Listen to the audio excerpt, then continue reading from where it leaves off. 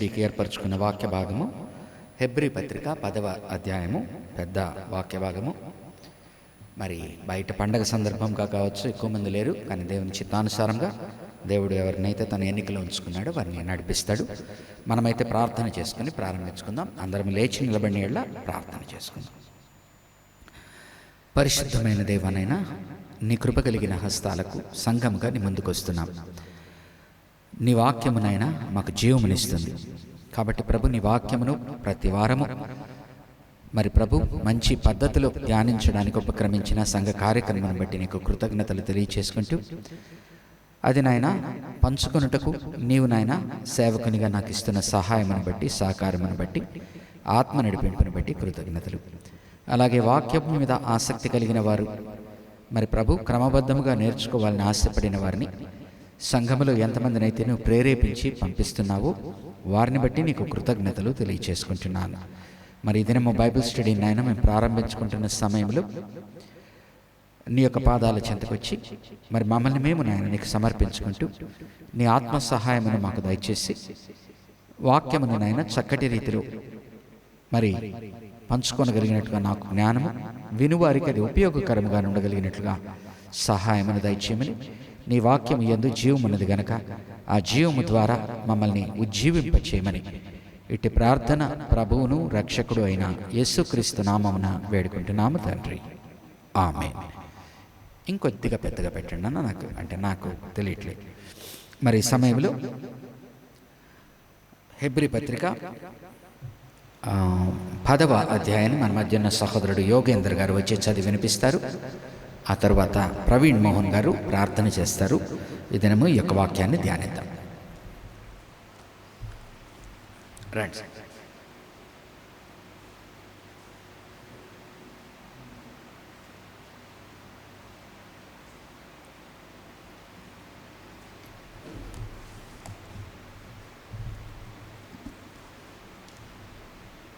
దేవునికి స్తోత్రం.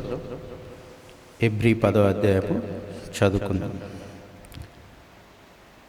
ధర్మశాస్త్రము రాబోచున్న మేలుల ఛాయగలదియే గాని ఆ వస్తువుల నిజస్వరూపము గలది కాదు గనక ఆ యాజకులు ఏటేటా ఎడదెగకుండా అర్పించు ఒకటే విధమైన బలులు వాటిని తెచ్చువారికి ఎన్నడూనూ సంపూర్ణ సిద్ధి కలగజేయనేరవు.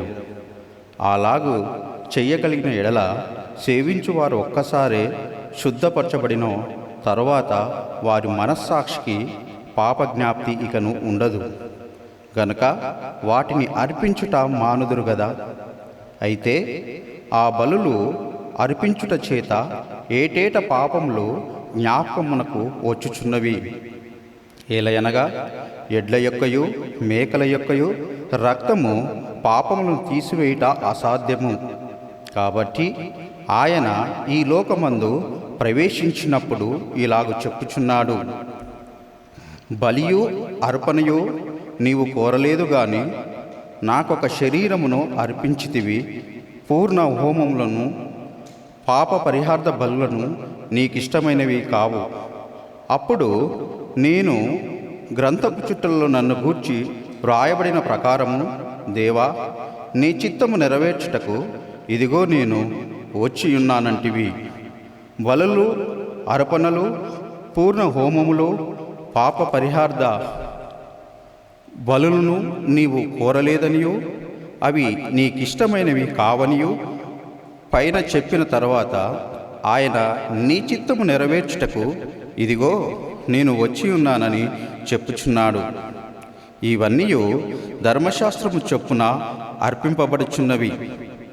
ఆ రెండవ దానిని స్థిరపరచుటకు మొదటి దానిని కొట్టివేయుచున్నాడు. యేసుక్రీస్తు యొక్క శరీరము ఒక్కసారియే అర్పింపబడుట చేత ఆ చిత్తమును బట్టి మనము పరిశుద్ధపరచబడి ఉన్నాము. మరియు ప్రతి యాజకుడు దినదినము సేవ చేయుచు పాపములను ఎన్నటికీ తీసివేయలేని ఆ బలులనే మాటిమాటికి అర్పించుచూ ఉండును. ఈయనైతే పాపముల విషయమై సదాకాలము నిలుచు ఒక్క బలిని అర్పించి అప్పటి నుండి తన శత్రువులు తన పాపములకు పాదపీఠముగా చేయబడు వరకు కనిపెట్టుచు దేవుని కుడిపార్శ్వమున ఆసీనుడాయను. ఒక్క అర్పణ చేత ఈయన పరిశుద్ధపరచబడు వారిని సదాకాలమునకు సంపూర్ణులుగా చేసియున్నాడు. ఈ విషయమై పరిశుద్ధాత్మ కూడా మనకు సాక్ష్యమిచ్చుచున్నాడు. ఎలాగనగా, ఆ దినములైన తరువాత నేను వారితో చేయబో నిబంధన ఇదే, నా ధర్మ విధులను వారి హృదయముల నుంచి వారి మనసు మీద వాటిని వ్రాయుదును అని చెప్పిన తరువాత వారి పాపములను వారి అక్రమములను ఇకను నేను ఎన్నటికి జ్ఞాపకము చేసుకొనను అని ప్రభు చెప్పుచున్నాడు. వీటి క్షమాపణ ఎక్కడ కలుగునో అక్కడ పాప పరిహార్థ బలి ఇకను ఎన్నడనూ ఉండదు. సహోదరులారా, యేసు మన కొరకు ప్రతిష్ఠించిన మార్గమున అనగా నూతనమైనదియు జీవము గలదియు ఆయన శరీరమును తెర ద్వారా ఏర్పరచబడినదైన మార్గమున ఆయన రక్తము వలన పరిశుద్ధ స్థలమునందు ప్రవేశించుటకు మనకు ధైర్యము కలిగి ఉన్నది గనుకను, దేవుని ఇంటిపైన మనకు గొప్ప యాజకుడున్నాడు గనుకను, మనస్సాక్షికి కల్మషము తోచకుండునట్లు ప్రోక్షింపబడిన హృదయములు గలవారమును నిర్మలమైన ఉదకముతో స్నానము చేసిన శరీరములు గలవారమునై ఉండి, విశ్వాస విషయంలో సంపూర్ణ నిశ్చయత కలిగి యథార్థమైన హృదయముతో మనము దేవుని సన్నిధానమునకు చేరుదము. వాగ్దానం చేసినవాడు నమ్మదగినవాడు గనుక మన నిరీక్షణ విషయమై మనము మెప్పుకొనినది నిశ్చలముగా పట్టుకొందుము. కొందరు మానుకొనుచున్నట్టుగా సమాజంగా కూడుట మానక ఒకరినొకడు హెచ్చరించుచు, ఆ దినము సమీపించుట మీరు చూసినా కొలది మరీ ఎక్కువగా అలాగు చేయుచు, ప్రేమ చూపుటకును సత్కారములు చేయుటకును ఒకరినొకడు పురికొల్పవలనని ఆలోచింతము. మనము సత్యమును గూర్చి అనుభవజ్ఞానము పొందిన తరువాత బుద్ధిపూర్వకంగా పాపము చేసిన ఎడల పాపములకు బలికను ఉండదు గాని న్యాయపు తీర్పునకు భయముతో ఎదురు చూచుటయు విరోధులను దహింపబోవు తీక్షణమైన అగ్నియు ఇకను ఉండును. ఎవడైనను మోషే ధర్మశాస్త్రమును నిరాకరించిన ఎడల 2-3 సాక్షుల మాట మీద కనికరింపకుండా వానిని చంపించుదురు. ఇట్లుండగా దేవుని కుమారుని పాదములతో తొక్కి తాను పరిశుద్ధపరచబట్టకు సాధనమైన నిబంధన రక్తమును అపవిత్రమైనదిగా ఎంచి కృపకు మూలమగు ఆత్మను తిరస్కరించిన వాడు ఎంత ఎక్కువైన దండనకు పాత్రుడుగా ఎంచబడునని మీకు తోచును. పగ తీర్చుట నా పని, నేను ప్రతిఫలమిత్తుననియు మరియు ప్రభువు తన ప్రజలకు తీర్పు తీర్చును అనియు చెప్పిన వానిని ఎరుగుదుము గదా. జీవము గల దేవుని చేతిలో పడుట భయంకరము. అయితే మీరు వెలిగింపబడిన మీదట శ్రమలతో కూడిన గొప్ప పోరాటము సహించిన పూర్వదినములు జ్ఞాపకము తెచ్చుకొనుడి. ఒక విధముగా చూచితే మీరు నిందలను బాధలను అనుభవించుట చేత 10 మందిలో అరడిపడితిరి. మరి ఒక విధముగా చూచితే వాటి అనుభవించిన వారితో పాలివారైతిరి. ఎలాగనగా మీరు ఖైదులో ఉన్నవారిని కరుణించి మీకు మరి శ్రేష్టమైనదియు స్థిరమైనదియునైన స్వాస్థ్యం ఉందని ఎరిగి మీ ఆస్తి కోల్పోవుటకు సంతోషముగా ఒప్పుకొంటిరి. కాబట్టి మీ ధైర్యమును విడిచిపెట్టకుడి, దానికి ప్రతిఫలముగా గొప్ప బహుమానము కలుగును. మీరు దేవుని చిత్తమును నెరవేర్చిన వారై వాగ్దానము పొందు నిమిత్తము మీకు ఓర్మి అవసరమై ఉన్నది. ఇక కాలము బహు కొంచెముగా ఉన్నది. వచ్చుచున్నవాడు ఆలస్యము చేయక వచ్చును. నా ఎదుట నీతిమంతుడైన వాడు విశ్వాస మూలముగా జీవించును గాని అతడు వెనక తీసిన ఎడల అతని యందు నా ఆత్మకు సంతోషముండదు. అయితే మనము నశించుటకు వెనక తీయు వారము కాము, కానీ ఆత్మను రక్షించుకొనుటకు విశ్వాసము కలిగిన వారమై ఉన్నాము. దేవునికి స్తోత్రం.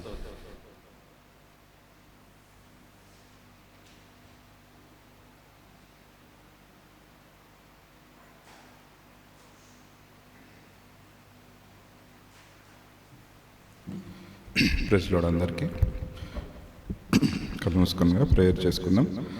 పరిశుద్ధం పరిశుద్ధం పరమ తండ్రి దేవాయస్నేనా ఈ యొక్క గతించిన సంవత్సరం మేము 2025 గడిచి తండ్రి దేవాయస్న 26లో అడుగుపెట్టి ఉన్నాం. తండ్రి దేవాయస్నేనా అనేక మంది ఈ యొక్క సంవత్సరం చూడలేక నిద్రించి ఉన్నారు. తండ్రి దేవాయస్నేనా మరి ఈ యొక్క బైబిల్ స్టడీలో మమ్మల్ని పాల్గొనటకు సమయం అనుగ్రహించి మమ్మల్ని సజీవ లెక్కల్లో ఉంచినందుకు వందనాలు చెల్లిస్తున్నాం. తండ్రి దేవాయస్నేనా ఇంకా అనేకులు రానే ఉన్నారు.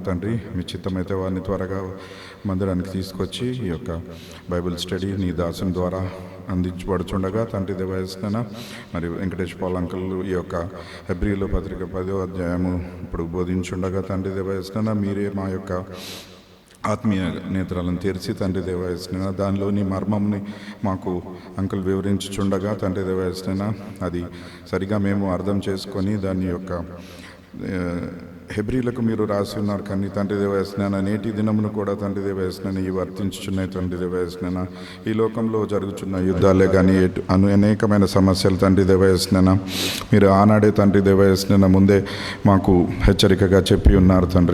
తండ్రి దేవాయస్నేనా మేము ఈ యొక్క వాక్యాన్ని విని తండ్రి దేవాయస్నేనా జాగ్రత్తగా గ్రహించి తండ్రి దేవాయస్నేనా నీ యొక్క బిడ్డల వల్లే ఈ లోకంలో ఇంకా కోత విస్తారంగా ఉన్న తండ్రి దేవాయస్నేనా కోయివారు తక్కువ అని చెప్పి ఉన్నారు.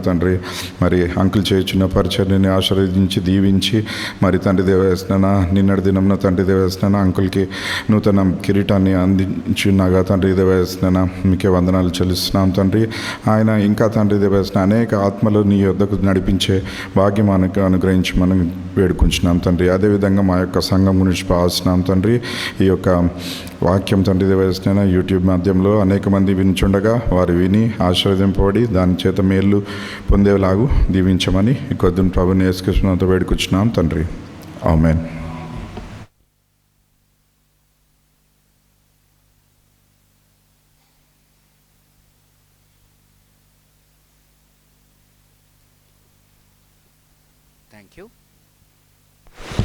థ్యాంక్ యూ అండి.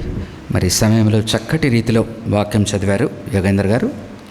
అలా చిన్నగా స్పష్టంగా చదవలసి ఉన్నది. Thank you. అలాగనే ప్రార్థన చేసిన ప్రవీణ్ మోహన్ గారికి, మామూలుగా భాస్కర్ గారు యూట్యూబ్లో ఈ యొక్క బైబిల్ స్టడీని వారము తప్పక వారము ఆయన వచ్చి పెడుతూ ఉంటారు. పెద్దలుగా ఆయన చేసేటువంటి పరిచర్య శ్లాఘనీయం.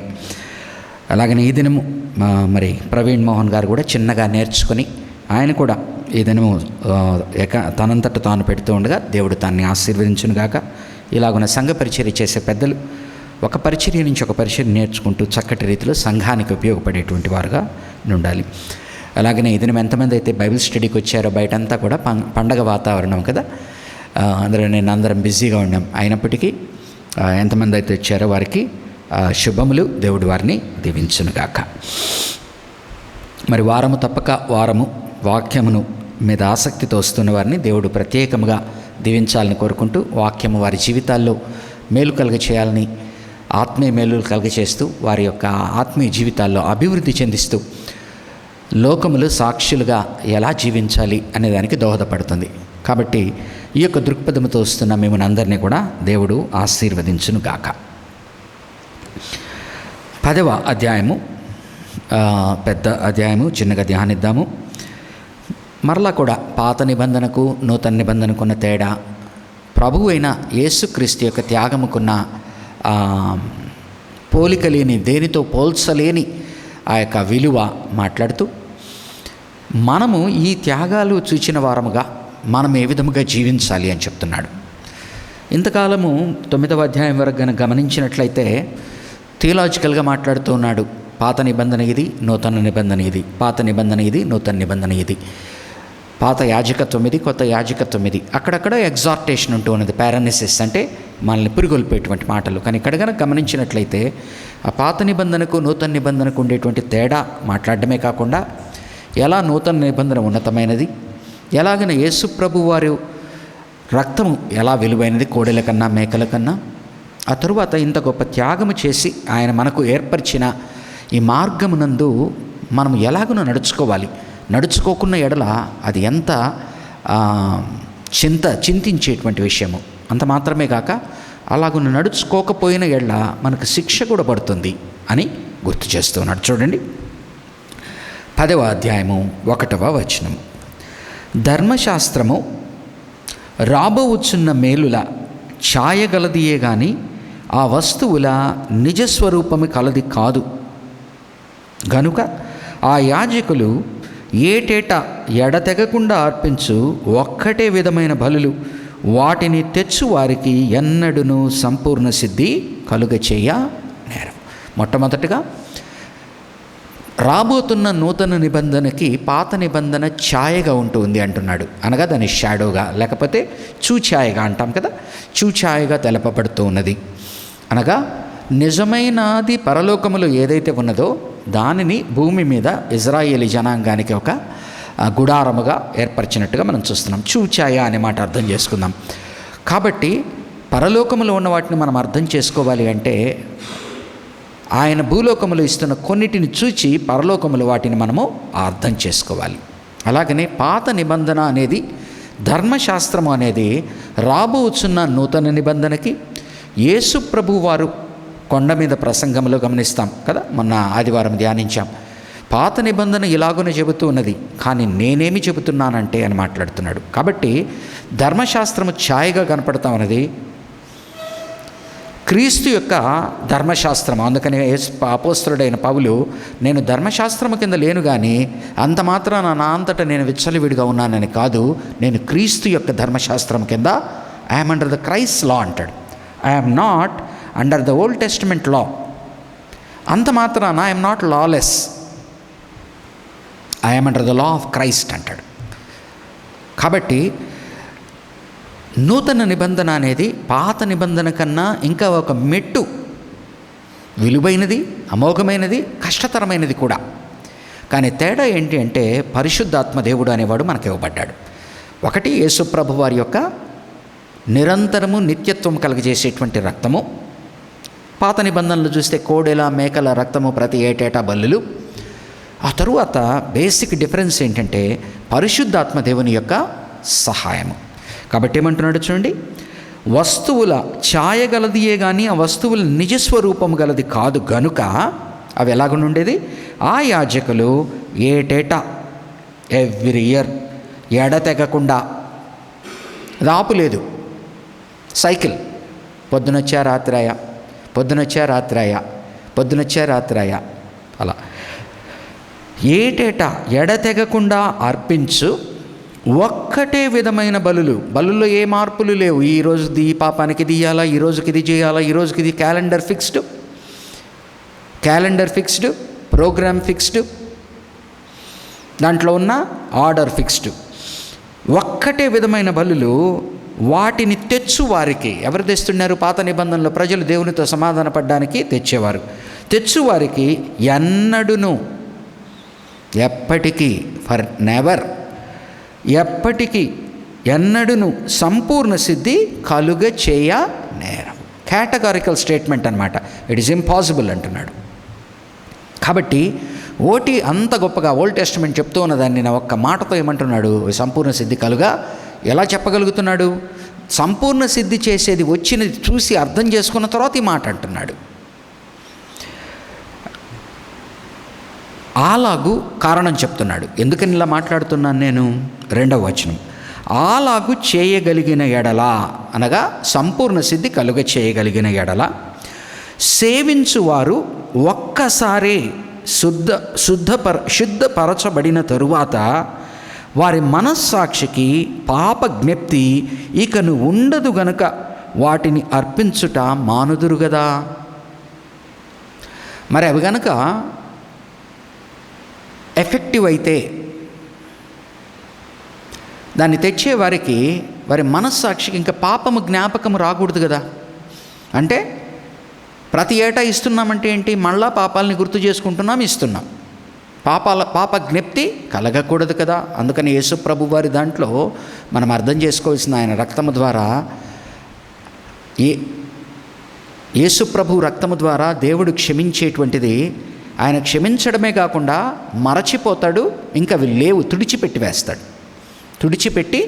వేస్తాడు. కానీ పాత నిబంధనలో కనుక గమనించినట్లయితే మరలా వెళ్ళి క్షమాపణ కోరుకుంటుండాలి, మరలా బలి ఇస్తూ ఉండాలి.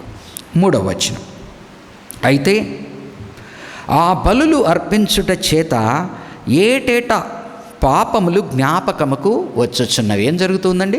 మళ్ళా ఆ డేట్ రాగానే అమ్మో మన పాపాలకన్నిటికీ ఈరోజు బలి, ఒక్కసారి యాజకుడు వెళ్ళి బలి ఇవ్వబోతున్నాడు, పెద్ద పండగ. ఏటేటా పాపములు జ్ఞాపకమునకు వచ్చుచున్నవి. ఏలయనగా, ఎందుకు, దానికి కారణం అన్నీ కూడా ప్రోగ్రెసివ్గా డెవలప్ చేస్తా ఉన్నాడు థాట్.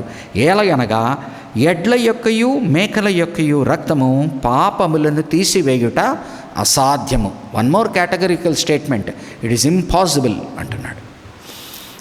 ఓన్లీ అది రాబోతున్న దానికి ఛాయగా, ఒకనాడు వచ్చి ప్రభు అర్పించబోయేటువంటి రక్తానికి ఛాయగా నున్నదే కానీ అది నిజముగా తీయలేదు. కాబట్టి ఆయన ఈ లోకమందు ప్రవేశించినప్పుడు, ఎవరు? యేసు ప్రభువారు. ఇప్పుడు కాబట్టి ఇవన్నీ ఇలా ఉన్నాయి గనక, ఏలయనగా కారణాలు కాబట్టి, సో పాత నిబంధన అంతా కూడా ఇర్రెలవెంట్గా కనిపిస్తూ ఉన్నది, రిడలెంట్గా కనిపిస్తూ ఉన్నది, అంటే ప్రభావితం లేనిదిగా కనిపిస్తూ ఉన్నది. కాబట్టి దేవుడు ఏం చేస్తున్నాడు? కాబట్టి ఆయన ప్రభు ఈ లోకమందు ప్రవేశించినప్పుడు ఈలాగూ చెప్పుచున్నాడు. ఎలాగ చెప్పుచున్నాడు? బలియు అర్పణయు నీవు కోరలేదు కానీ, వినయ్ నా ఫోన్ తీసుకున్నాను, ఒక రెఫరెన్స్ చూసుకో. బలియు అర్పణయు నీవు కోరలేదు కానీ నాకొక శరీరమును అమర్చితివి. పూర్ణ హోమములను పాప పరిహారార్థ బలులను నీకు ఇష్టమైనవి కావు. అప్పుడు నేను గ్రంథపు చుట్టలో నన్ను గూర్చి వ్రాయబడిన ప్రకారము, దేవా నీ చిత్తము నెరవేర్చుటకు ఇదిగో నేను వచ్చి ఉన్నాను అంటిని.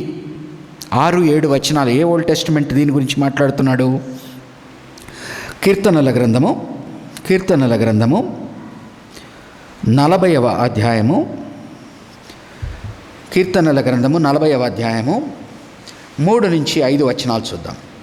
కీర్తనల గ్రంథము 40వ అధ్యాయము 3-5 వచనాలు.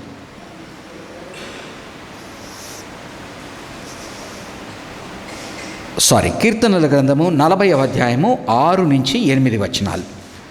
కీర్తనల గ్రంథము, దయచేసి కీర్తనల గ్రంథం తిండి, 40వ అధ్యాయము. బలులనైనను నైవేద్యములైనను నీవు కోరుట లేదు. నీవు నాకు చెవులు నిర్మించి ఉన్నావు. దహన బలులనైనను పాప పరిహారార్థ బలులనైనను నీవు తెమ్మన లేదు. అప్పుడు పుస్తకపు చుట్టలో నన్ను గూర్చి వ్రాయబడిన ప్రకారము నేను వచ్చి ఉన్నాను. నా దేవా, నీ చిత్తము నెరవేర్చుట నాకు సంతోషము.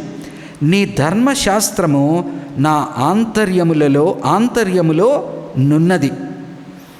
ఏమంటున్నాడు చూడండి, చిత్తము నెరవేర్చుట ముఖ్యము. ఆ తరువాత పాప పరిహారార్థ బలులను అర్పణలను కోరలేదు అంటున్నాడు. కానీ పాత నిబంధనలు కోరుతున్నాడు. కానీ కోరుతున్నప్పుడు ఆయన ఏం చెప్తున్నాడు? ఇవి దేనికి ఉపయోగపడతాయి? నీ హృదయాన్ని శుద్ధి చేసుకోవడానికి ఉపయోగపడతాయి. కానీ నీ హృదయం శుద్ధి చేసుకోకుండా ఆ అర్పణ ఇచ్చినంత మాత్రాన వ్యర్థము. కాబట్టి శారీరక రూపముగా, బాహ్య రూపముగా చూచేటువంటి ప్రత్యక్షంగా కనపడేది అర్పణ అయితే, ఆ అర్పణ దేనిని సూచిస్తూ ఉందంటే మనసులో పడిన పశ్చాత్తాపాన్ని సూచిస్తూ ఉన్నది. మనసులో కోరుకుంటున్న మార్పును చూస్తూ ఉన్నది. దేవుడు మనసును మార్చుకొని దేవుని చిత్తాన్ని నెరవేర్చుట అనేది చూడ్డాం అన్నమాట. కాబట్టి ప్రాఫిటికల్ లిటరేచర్ అనగా ప్రవక్తలు ఎందుకు ఈ మాటలు మాట్లాడతారంటే, పాత నిబంధనలో ప్రవక్తలు హిస్టరీలో ఏం చెప్తున్నాడు, ఎగ్జోడస్లో కానీ, డ్యూటరనమీ అంటే నిర్గమకాండంలో కానీ, ద్వితీయోపదేశ కాండంలో కానీ, నెంబర్స్ వీటిలో కానీ, లెవీ అంటున్నాడు వీటిని. కానీ లేటర్ ఆన్ ప్రవక్తలు ఎందుకు ఇది కోరలేదు అంటున్నారు? దావీదు కూడా అదే అంటున్నాడు తన పాపం చేసినప్పుడు, అయ్యా నువ్వు అర్పణలు కోరడం లేదు, నువ్వు బలులు కోరడం లేదు, నువ్వేం కోరుతున్నావు? విరిగి నలిగిన హృదయమును కోరుతున్నావు. ఎందుకు ఆ మాట మాట్లాడుతున్నాడు? ఇతను బలులు ఇవ్వడం, నీవు గనక అడిగితే నేను వేలాది బలులు నేను తెచ్చివ్వగలను, కానీ దానివల్ల నాకు ఏ ప్రయోజనము లేదు అనగా ఏం జరుగుతున్నది? బలులు వాటంతటవి కొట్టివేయదు, కానీ బలులు ఇచ్చే వ్యక్తి తన హృదయమును పరిశుద్ధపరచుకున్నప్పుడే ఆ బలి ప్రభావితం అవుతుంది, ఆ బలి ఎఫెక్టివ్ అవుతుంది. కాబట్టి ఆయన ఏమంటున్నాడంటే, మీకు ఆ ప్రవక్త వాటిలో కనుక చూస్తే, మీరు నా దగ్గరికి బలులు తీసుకురాకండి, ఈ వాసన నాకు ఆగ్రహణింపు సువాసనగా రావాల్సింది దుర్వాసనగా వస్తూ ఉన్నది, కాబట్టి మీరు తీసుకురాకండి అంటున్నాడు. అంటే ఆత్మీయపరముగా దాన్ని అర్థం చేసుకోకుండా ఆచారపరంగా చేసిన దాని వలన దేవునికి సంతోషము కలుగదు. సో దీని నుంచి ఒక చిన్న పాఠం, సంఘంలో మనము కూడా ఆచారమునకు అలవాటు పడిపోతాం, ఆచారపరంగా కొన్ని చేయాలనుకుంటాం. ఆత్మీయపరముగా మార్పు లేకుండా ఆచారపరముగా అవి చేస్తే ప్రయోజనం ఏమున్నది? అందుకనే ఆచారపరముగా చేసినప్పుడు మనము ఏదైతే సంవత్సరం పొడుగునా చేస్తామో వాటిలో సమాధానము ఉండట్లేదు, వాటిలో మార్పు కలగడం లేదు, వాటి ద్వారా ప్రజలు ప్రభావితము కావడం లేదు. కానీ చెయ్యాల గనక మనం చేస్తున్నాం ఆచారం ప్రకారం.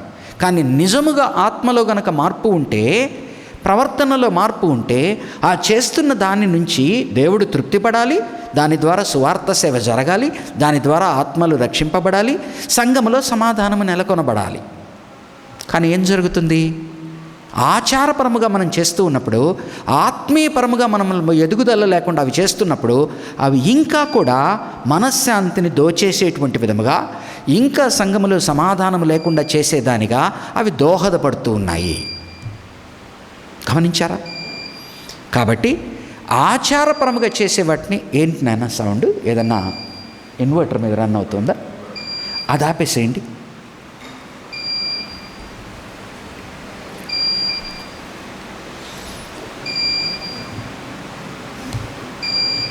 ఓకే, కాబట్టి దాని నుంచి మనం అప్లికేషన్ ఏమి తీసుకోవాలి అంటే, ఆచారపరముగా చేసేవి దేవునిని తృప్తిపరచవు. ఆ ఆచారము వెనక దేవుడు ఒక ఆత్మీయ పాఠం ఇచ్చున్నాడు. దేవుడిచ్చిన ఆత్మీయ పాఠమును అర్థం చేసుకోకుండా, దేవుడిచ్చిన ఆత్మీయ పాఠమును నెరవేర్చకుండా మనము ఆచారము చేసిన ఎడల అది దేవుణ్ణి తృప్తిపరచదు, ఆ చేస్తున్న వారికి మంచి జరగదు, దానివల్ల ప్రతిఫలము ఉండదు. కాబట్టి మరొకసారి చదువుతున్నాను 5-6 వచనాలు. కాబట్టి ఆయన ఈ లోకమందు ప్రవేశించినప్పుడు ఈలాగు చెప్పుచున్నాడు, బలియు అర్పణయు నీవు కోరలేదు గాని నాకొక శరీరమును అమర్చితివి, పూర్ణ హృదయమును పూర్ణ హోమములను పాప పరిహారార్థ బలులను నీకిష్టమైనవి కావు. అప్పుడు నేను గ్రంథపు చుట్టలో నన్ను గూర్చి వ్రాయబడిన ప్రకారము ఏం చేయడానికి వస్తున్నాడు ఇతను? దేవా, నీ చిత్తము నెరవేర్చుటకు ఇదిగో నేను వచ్చి ఉన్నాను అంటే. నాన్న, అది బహుశా ఇన్వర్టరు ఇదవుతూ ఉంటుంది చూడండి, ఇన్వర్టర్ ఓవర్లోడ్ అయి ఉంటుంది, అక్కడ ఒక ఓవర్లోడ్ బటన్ ఉంటుంది, దాన్నైనా నొక్కచ్చు అనుకుంటాను చూడండి.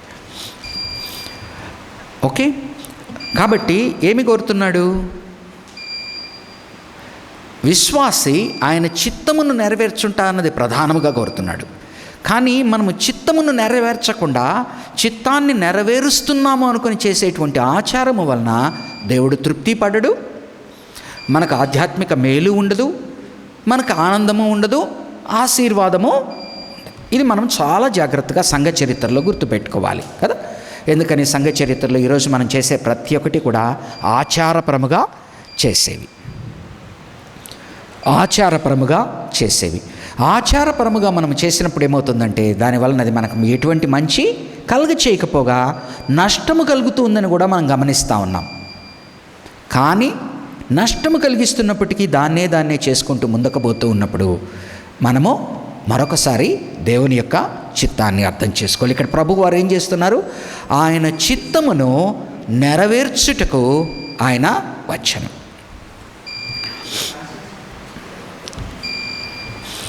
8వ వచనం,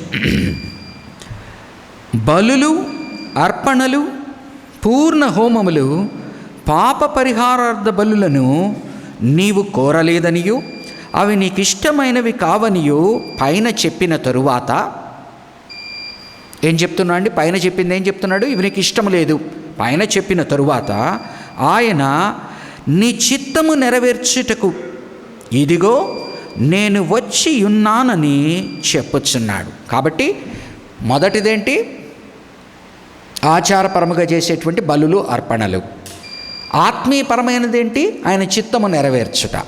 కాబట్టి నేనేమంటున్నాడు? పై వాటి వలన ప్రయోజనము లేదని నేను గమనించి క్రింద వాటిని నేను ఇప్పుడు చేస్తూ ఉన్నాను. ఏంటది? ఆయన చిత్తమును నెరవేర్చుట. 9వ వచనం, ఆయన నీ చిత్తము నెరవేర్చుటకు ఇదిగో నేను వచ్చి ఉన్నానని చెప్పుచున్నాడు. ఇవన్నీ ధర్మశాస్త్రము చొప్పున, 9వ వచనం, ఇవన్నీ ధర్మశాస్త్రము చొప్పున అర్పింపబడుచు నున్నవి. ఆ రెండవ దానిని స్థిరపరచుటకు మొదటి దానిని కొట్టివేయచ్చు అన్నాడు. మొట్టమొదటిది ఏంటి? రెండవది ఏంటండి? మొట్టమొదటిది బలులు అర్పించడం, రెండవది ఏంటి? ఆయన చిత్తము నెరవేర్చడం. కాబట్టి ఎప్పుడైతే ఆయన బలులు అర్పించుట ద్వారా, ఒకరు బలులు అర్పించుట ద్వారా ఆయన చిత్తాన్ని నెరవేర్చకుండా చేస్తున్నప్పుడు ప్రయోజనం లేదు గనక, బలి అనేది చెప్పబడి ఉన్నది గనక ఈయనేం చేస్తున్నాడు? ఆయన చిత్తాన్ని నెరవేరుస్తున్నాడు, బలి ఇస్తున్నాడు. ఆయన చిత్తాన్ని నెరవేరుస్తున్నాడు, బలిని ఇస్తున్నాడు. 10వ వచనం, కాబట్టి మొట్టమొదటిది కొట్టివేస్తున్నాడు. ఏ విధముగా? ఏటేటా వచ్చేటువంటి బలులు, అర్పణలను ఆయన కొట్టివేస్తూ ఉన్నాడు. ఆయన చిత్తాన్ని నెరవేర్చడం అనేది పాత నిబంధనలో ఫెయిల్ అయిపోతూ ఉన్నది గనక, విఫలమవుతూ ఉన్నది గనక ఈయన ఆయన చిత్తాన్ని నెరవేరుస్తున్నాడు. ఏటేటా బలులు, అర్పణలు ఇవ్వవలసిన అవసరం లేదని ఈయన చిత్తమును నెరవేర్చిన వాడుగా ఒక్కసారి బలిని అర్పిస్తూ ఉన్నాడు. 10వ వచనం, యేసుక్రీస్తు యొక్క శరీరము ఒక్కసారియే అర్పింపబడుట చేత ఆ చిత్తమును బట్టి మనము పరిశుద్ధపరచబడి ఉన్నాము. కాబట్టి యేసుక్రీస్తు యొక్క శరీరము ఒక్కసారియే అర్పింపబడుట చేత ఆ చిత్తమును బట్టి మనము పరిశుద్ధపరచబడి ఉన్నాము. ఒక వ్యక్తి దేవుని చిత్తాన్ని నెరవేర్చుట ద్వారా మనము పరిశుద్ధపరచబడి. ఆనాడు రకరకాల బలులు దేవుని చిత్తము నెరవేర్చకుండా ఇవ్వబడేటువంటివి గనక అవి ఎప్పుడూ కొనసాగుతూనే ఉన్నాయి, కానీ దానివల్ల ఎటువంటి ప్రయోజనము లేదు. 11వ వచనం, మరియు ప్రతి యాజకుడు దినదినము సేవ చేయుచు పాపములను ఎన్నటికీ తీసివేయలేని ఆ బలులని మాటి మాటికి అర్పించుచు ఉండును. పాత నిబంధనలో యాజకుడు ఏం చేస్తాడు? అనుదినము బలులు ఇస్తూ ఉంటాడు, కానీ ఆ బలులు పాపములను తీసివేయవు, ఆ అర్పించుచు ఉండును. ఈయన అయితే పాత నిబంధనలో యాజకుడు ఆ విధంగా చేస్తూ ఉంటే 12వ వచనములు, ఈయనైతే 12వ వచనం, ఈయనైతే పాపముల నిమిత్తమై సదాకాలము నిలుచు ఒక్క బలిని అర్పించి, వారు అనేక బలులు అర్పిస్తూ ఉన్నారు, రోజు అర్పిస్తూ ఉన్నారు. ఈయన పాపముల నిమిత్తమై సదాకాలము నిలుచు ఒక్క బలిని అర్పించి అప్పటి నుండి తన శత్రువులు తన పాదములకు పాదపీఠముగా చేయబడు వరకు కనిపెట్టుచు దేవుని కుడిపార్శ్వమున ఆసీనుడు ఆయన. కాబట్టి మన పాపముల నిమిత్తమై ఆయన బలి అర్పించాడు. ఈ ఆయన ఆయన దేవునికి కావలసిన చిత్తాన్ని నెరవేర్చాడు. సంపూర్ణముగా మనమందరము దాన్ని అర్థం చేసుకొని ఆయన దీనిలోకి వచ్చేదానికి ఎవరైతే ఆయనను అంగీకరిస్తారో వారందరూ కూడా అలాగునయ్యేంతవరకు ఆయన పైన ఏం చేస్తున్నాడు? ఆయన చిత్తాన్ని నెరవేర్చేవారు, ఆయన చిత్తాన్ని నెరవేర్చని వారు, ఆయన చిత్తాన్ని తెలిసి నెరవేర్చని వారు కొంతమంది అయితే క్రైస్తవులుగా మనము, ఆయన చిత్తమే నెరవేర్చకుండా తెలియకుండా ఉండేటువంటి వారు శత్రువులు.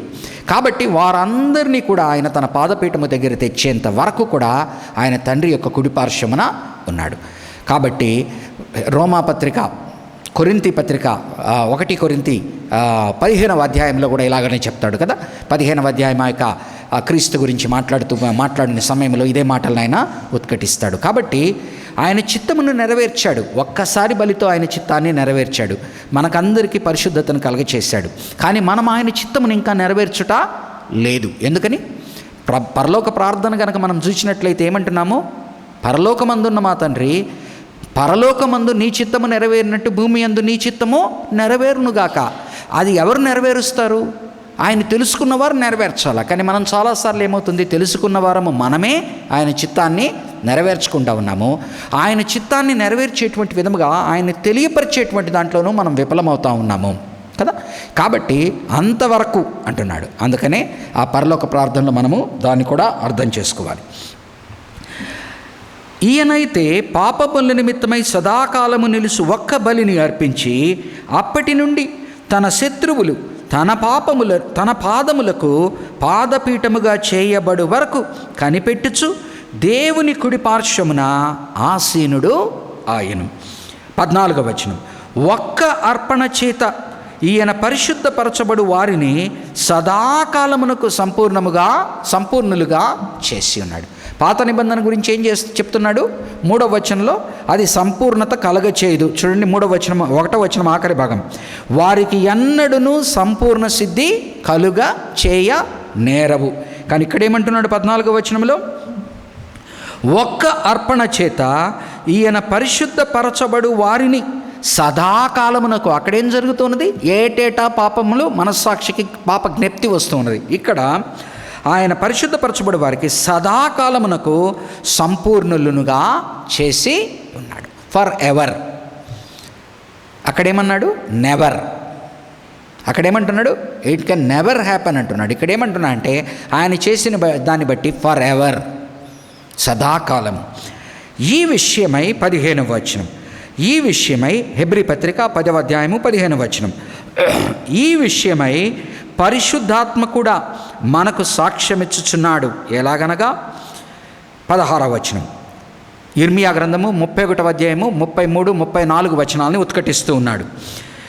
ఎలాగనగా ఆ దినములైన తరువాత నేను వారితో చేయబోవు నిబంధన ఇదే, నూతన నిబంధన.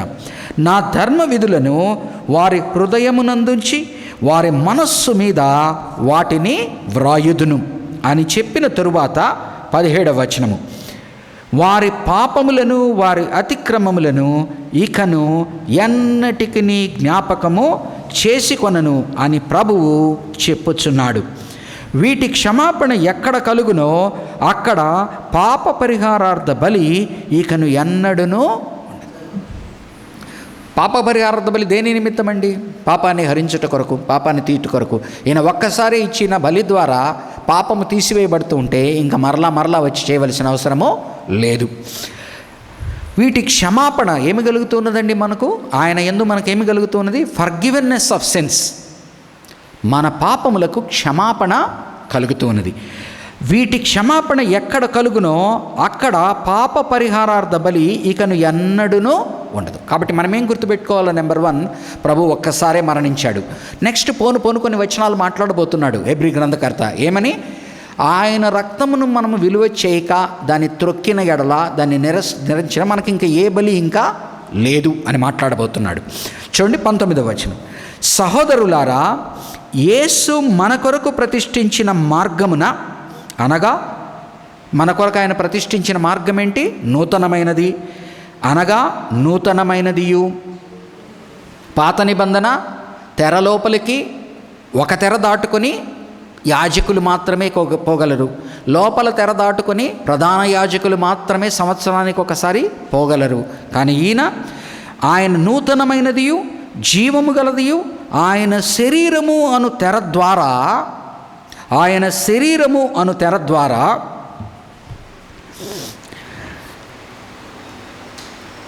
ఏర్పరచబడినది అయిన మార్గమున ఆయన రక్తము వలన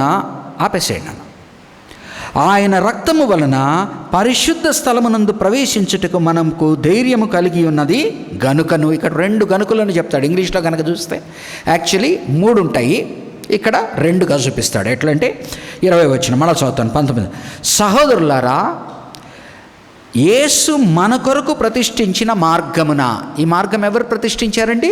యేసు ప్రభు ప్రతిష్ఠించాడు. అనగా ఎలాంటిది? ఇది నూతనమైనది, పాతది కాదు. జీవము గలదియు. పాతదేంటండి?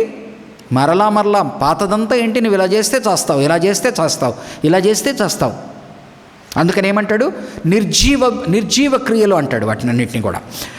ఆయన శరీరం జీవము గలదియు, ఆయన శరీరము అను తెర ద్వారా.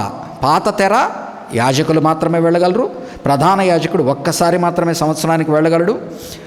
అను తెర ద్వారా ఏర్పరచబడినది అయిన మార్గమున, ఇది ఎలా సాధ్యమైనది? ఆయన రక్తము వలన పరిశుద్ధ స్థలమునందు ప్రవేశించుటకు ప్రధాన యాజకుడు సంవత్సరానికి ఒకసారి తన తరపున ఒకసారి రక్తాన్ని తీసుకెళ్తాడు. బయటికి వచ్చి మళ్ళా శుద్ధి చేసుకొని అందరి కొరకు ఇంకొక కోడిని చంపి ఇంకొక మేకను చంపి దాని రక్తాన్ని తీసుకొని వెళ్తాడు. పరిశుద్ధ స్థలమునందు ప్రవేశించుటకు మనకు ధైర్యము కలిగి ఉన్నది. ముందరేమయ్యేదండి? ప్రధాన యాజకుడు సైతం సంవత్సరానికి ఒకసారి భయంతో వణికిపోతూ పోతాడు లోపలికి. బయటికి వస్తాడో రాడో తెలియదు. అందుకనే మనం కనుక గమనించినట్లయితే, అనగా చరిత్రలో చెప్పబడతా ఉన్నది, ఆయన ఒకటి ధూపం వేస్తారు. ఎందుకంటే దాన్ని చూడకూడదు, లోపల ఆ యొక్క కెరూబులతో చేసిన దాన్ని చూడకూడదు. ఒక రకమైన ఇది పరిశుద్ధత, దాన్ని మనం తట్టుకోలేము, చూడకూడదు. రెండవది గమనించినట్లయితే వారికి, అంటే చరిత్ర చెప్తున్నది, ట్రెడిషన్, వారి కాలికి తాడుగట్టి పంపిస్తారు. ఎందుకంటే ఆయన కనుక అక్కడ ఏదైనా మూర్ఛపోయి కానీ ఏదైనా ఆయనకి జరిగితే ఇంకెవరు లోపలికి పోవడానికి లేదు. ఆయన్ని అంటే ఆయన శరీరానికి ఒక తాడు బిగించి, ఎందుకని ఆయన బయటికి లాగి తీసుకురావడానికి. ఎంత భయంకరమైనదో ఆలోచించండి. ప్రధాన యాజకుడు ఒక్కడు భయముతో, వణకుతో, బయటకు వస్తానో రానో అనే భయంతో, ఏం చూస్తే ఏం జరుగుతుందో అనే భయంతో ధూపం వేసి లోపలికి పోయామా, పరిగెత్తుకుంటూ వెనక్కి వచ్చామా, అంటే అంత ఫాస్ట్గా హడావిడిగా చేసేసి బయటికి వచ్చేవాడు. ఆ లోపల ఏం జరుగుతుందో భయము. మనకిప్పుడు ఏం జరుగుతూ ఉన్నది? ప్రధాన యాజకుడే ఆ రోజు అంత భయపడుతూ ఉంటే ఇంకా ప్రజలను వదిలేసేయండి, ఇంకా పరిస్థితే లేదు, లోపలికి పోయే పరిస్థితే. కానీ మనకేం కలుగుతూ ఉన్నది? ఇప్పుడు ఆ పరిశుద్ధ స్థలములోకి పోయేటువంటి ధైర్యము మనకు, అంటే ఆయన ప్రెసెన్స్లోకి, ఆయన సన్నిధిలోకి డైరెక్ట్గా మనం వెళ్ళేటువంటిది కలుగుతున్నది. చూడండి, ప్రవేశించుటకు మనకు ధైర్యము కలిగి ఉన్నది గనుకను. 2 గనుకలు చెప్తున్నాడు. వీటి వలన ఈలాగున మనం ఉండాలి. మనకు ధైర్యము కలిగి ఉన్నది గనుకను. రెండవది 21వ వచనం, దేవుని ఇంటి పైన మనకు గొప్ప యాజకుడున్నాడు గనుకను. ఆ ప్రధాన యాజకునికి ఇతనికి పోలుస్తూ ఉన్నాడు గనుకను. ఎలాగనుండాలి మనము?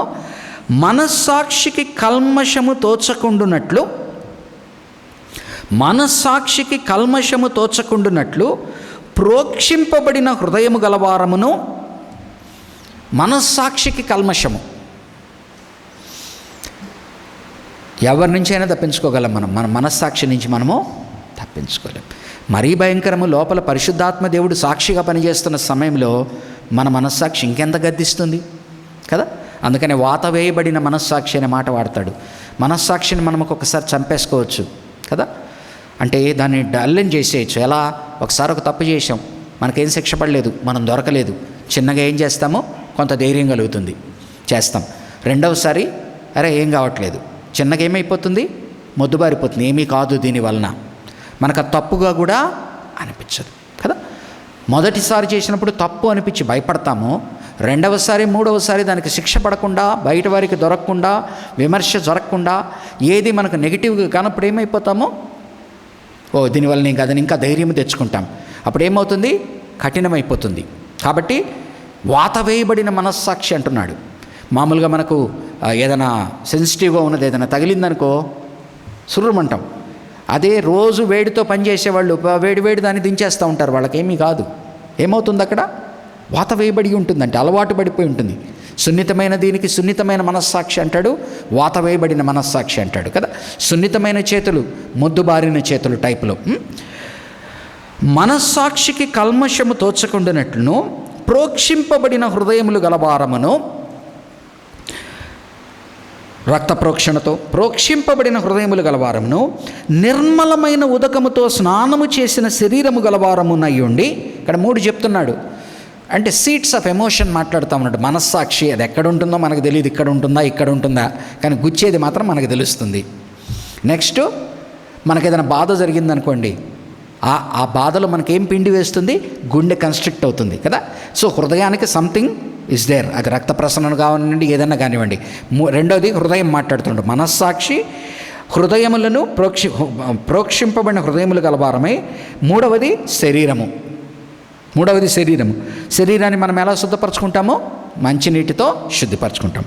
నిర్మలమైన ఉదకముతో స్నానము చేసిన శరీరము గలవారమునయ్యుండి. సో దీన్ని మనము యూజువల్గా దీంతో పోల్చుకుంటాం. ఎగ్జాక్ట్ మీనింగ్ అది కాదు. బాప్తిజం ఏం చేస్తూ ఉంది, లోపల మనస్సాక్షిని కడిగిన దాన్ని, లోపల హృదయాన్ని ప్రోక్షించిన దాన్ని శారీరక రీతిలో మనము నీటి ద్వారా చూపిస్తున్నాం. శరీరములో మలినము కలుక్కున్నప్పుడు స్నానము చేసినప్పుడు శరీరంలో ఉన్న దుర్గంధం పోతుంది, శరీరం ఇదవుతుంది. కానీ హృదయము మనస్సాక్షి అలాగనే ఉన్నది. ఇక్కడేం జరుగుతున్నది, మనస్సాక్షి మాలో మంచి జరిగింది, హృదయంలో ప్రోక్షణ జరిగింది. దాన్ని చూపిస్తూ యూజువల్గా ఇట్నుంచి అటు వస్తుంది మన లోకరీతిగా. ఒకడు కనుక చక్కగా స్నానం చేసి సెంట్ వేసుకుంటే చలామణి అయిపోతాడు, లోపల ఎలా ఉన్నాడో తెలియదు. డబ్బులు ఏది బ్లాక్ వైటో తెలియదు కదా. చేతిలోకి డబ్బులు వచ్చిన తర్వాత ఎన్ని చేతులన్నా మారచ్చు కదా. అలాగనే మనం ఎప్పుడైతే డబ్బులు సంపాదిస్తామో, ఎప్పుడైతే మన పాపాలు కూడా ఏమవుతుంది, ఈరోజు సమాజం ఏమైపోయింది, తప్పు చేసినా కూడా అది ఒప్పు అన్న స్థితికి వచ్చేసింది. దాంట్లో ఏం తప్పు ఉందిలే, ఎవడు చేయడం లేదు అన్నట్టుగా ఉన్నది. చిన్నగా మనస్సాక్షి కానివ్వండి, హృదయ ప్రోక్షణ కానీ ఏమవుతుంది, తగ్గిపోతూ ఉంటుంది. కాబట్టి ఎవరైతే ఈరోజు శరీరాన్ని చేసుకొని మంచి కాస్ట్లీ సెంట్ వేసుకొని మంచి కార్లలో, పెద్ద కార్లలో కూర్చుంటారో, హృదయము బాగలేకపోయినప్పుడు, మనస్సాక్షి బాగలేకపోయినప్పుడు మనకు తెలుసు అది ఎంత హాని కలిగిస్తుందో. ఇక్కడేం జరుగుతూ ఉన్నది, నీ హృదయం, నీ శరీరం క్లీన్ కావడం అనేది ఆఖరిది. ఫస్ట్ నీ యొక్క మనస్సాక్షి నిర్మలము కావాలి, నెక్స్ట్ నీ హృదయము ప్రోక్షింపబడాలి ఆయన రక్తముతో, నెక్స్ట్ నీ యొక్క శరీరము. ఈ 2 అయ్యాయి అని చూపించుకునేటువంటివి బాప్తిజమపు అనుభవము. స్నానము చేసిన శరీరములు గలవారమునయ్యుండి విశ్వాస విషయములో సంపూర్ణ నిశ్చయత కలిగి. విశ్వాస విషయములు సంపూర్ణ నిశ్చయత, నా పాపములు దేవుడు క్షమించాడు, ఇంకా దానికి ఎటువంటి భయము నాలో లేదు. ఇక నుంచి నేను నా యొక్క మనస్సాక్షి గద్దిస్తున్న ప్రతిసారి ఆత్మసాక్షితో నేను సవరింపబడి సరిచేయబడి నేను ఇంకా పరిశుద్ధముగా జీవిస్తాను. విశ్వాస విషయములో సంపూర్ణ నిశ్చయత కలిగి యథార్థమైన హృదయముతో మనము దేవుని సన్నిధానమునకు చేరుదము. ముందర యథార్థమైన హృదయం ఉండనవసరం లేదు. నువ్వు ఒక కోడెని తెచ్చివ్వమన్నాడు, కోడెని తెచ్చిస్తే చాలు. ఈరోజు ఆయన ఏమంటున్నాడు, నేను బలులను అర్పణలను కోరడం లేదు.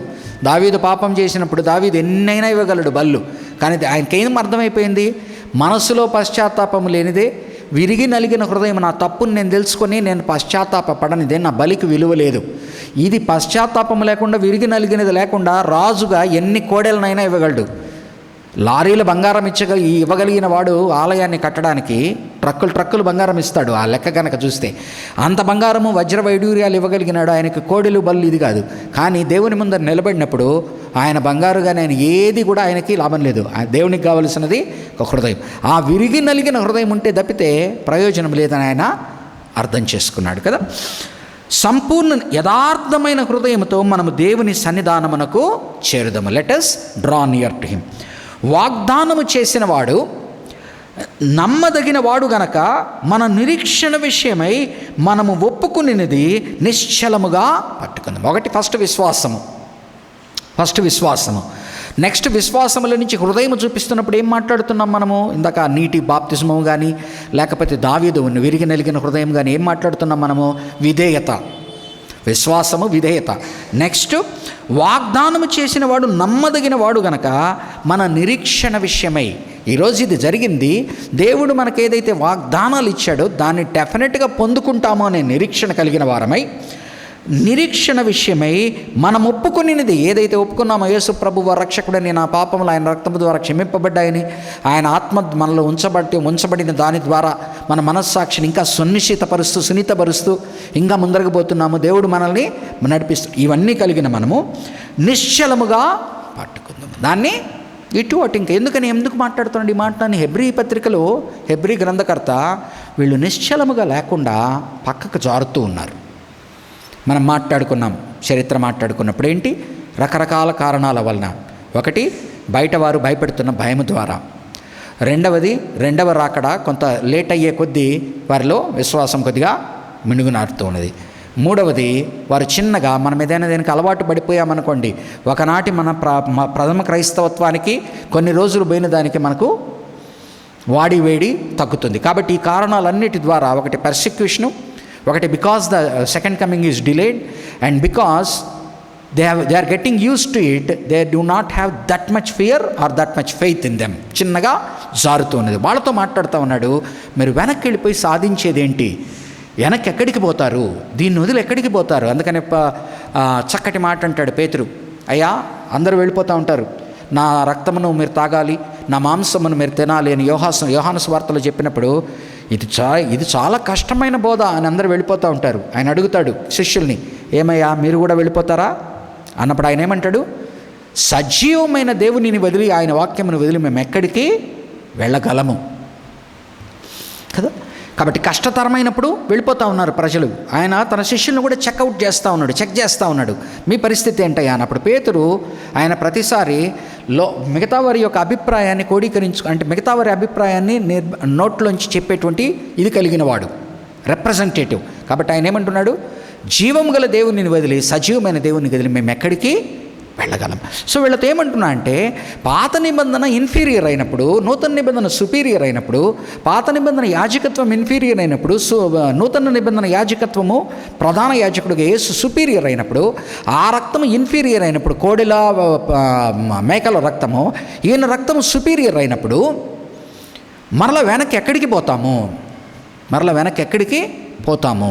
కాబట్టి వాగ్దానము చేసిన వాడు నమ్మదగిన వాడు కనుక మన నిరీక్షణ విషయమై మనం ఒప్పుకున్న దానిని నిశ్చలముగా పట్టుకుందాము. సో విశ్వాసము, విధేయత, ఆ విధేయతను కనుపరుస్తూ సాక్ష్యము, భవిష్యత్తులో ఇది తప్పక జరుగుతుందనేటువంటి నిరీక్షణ.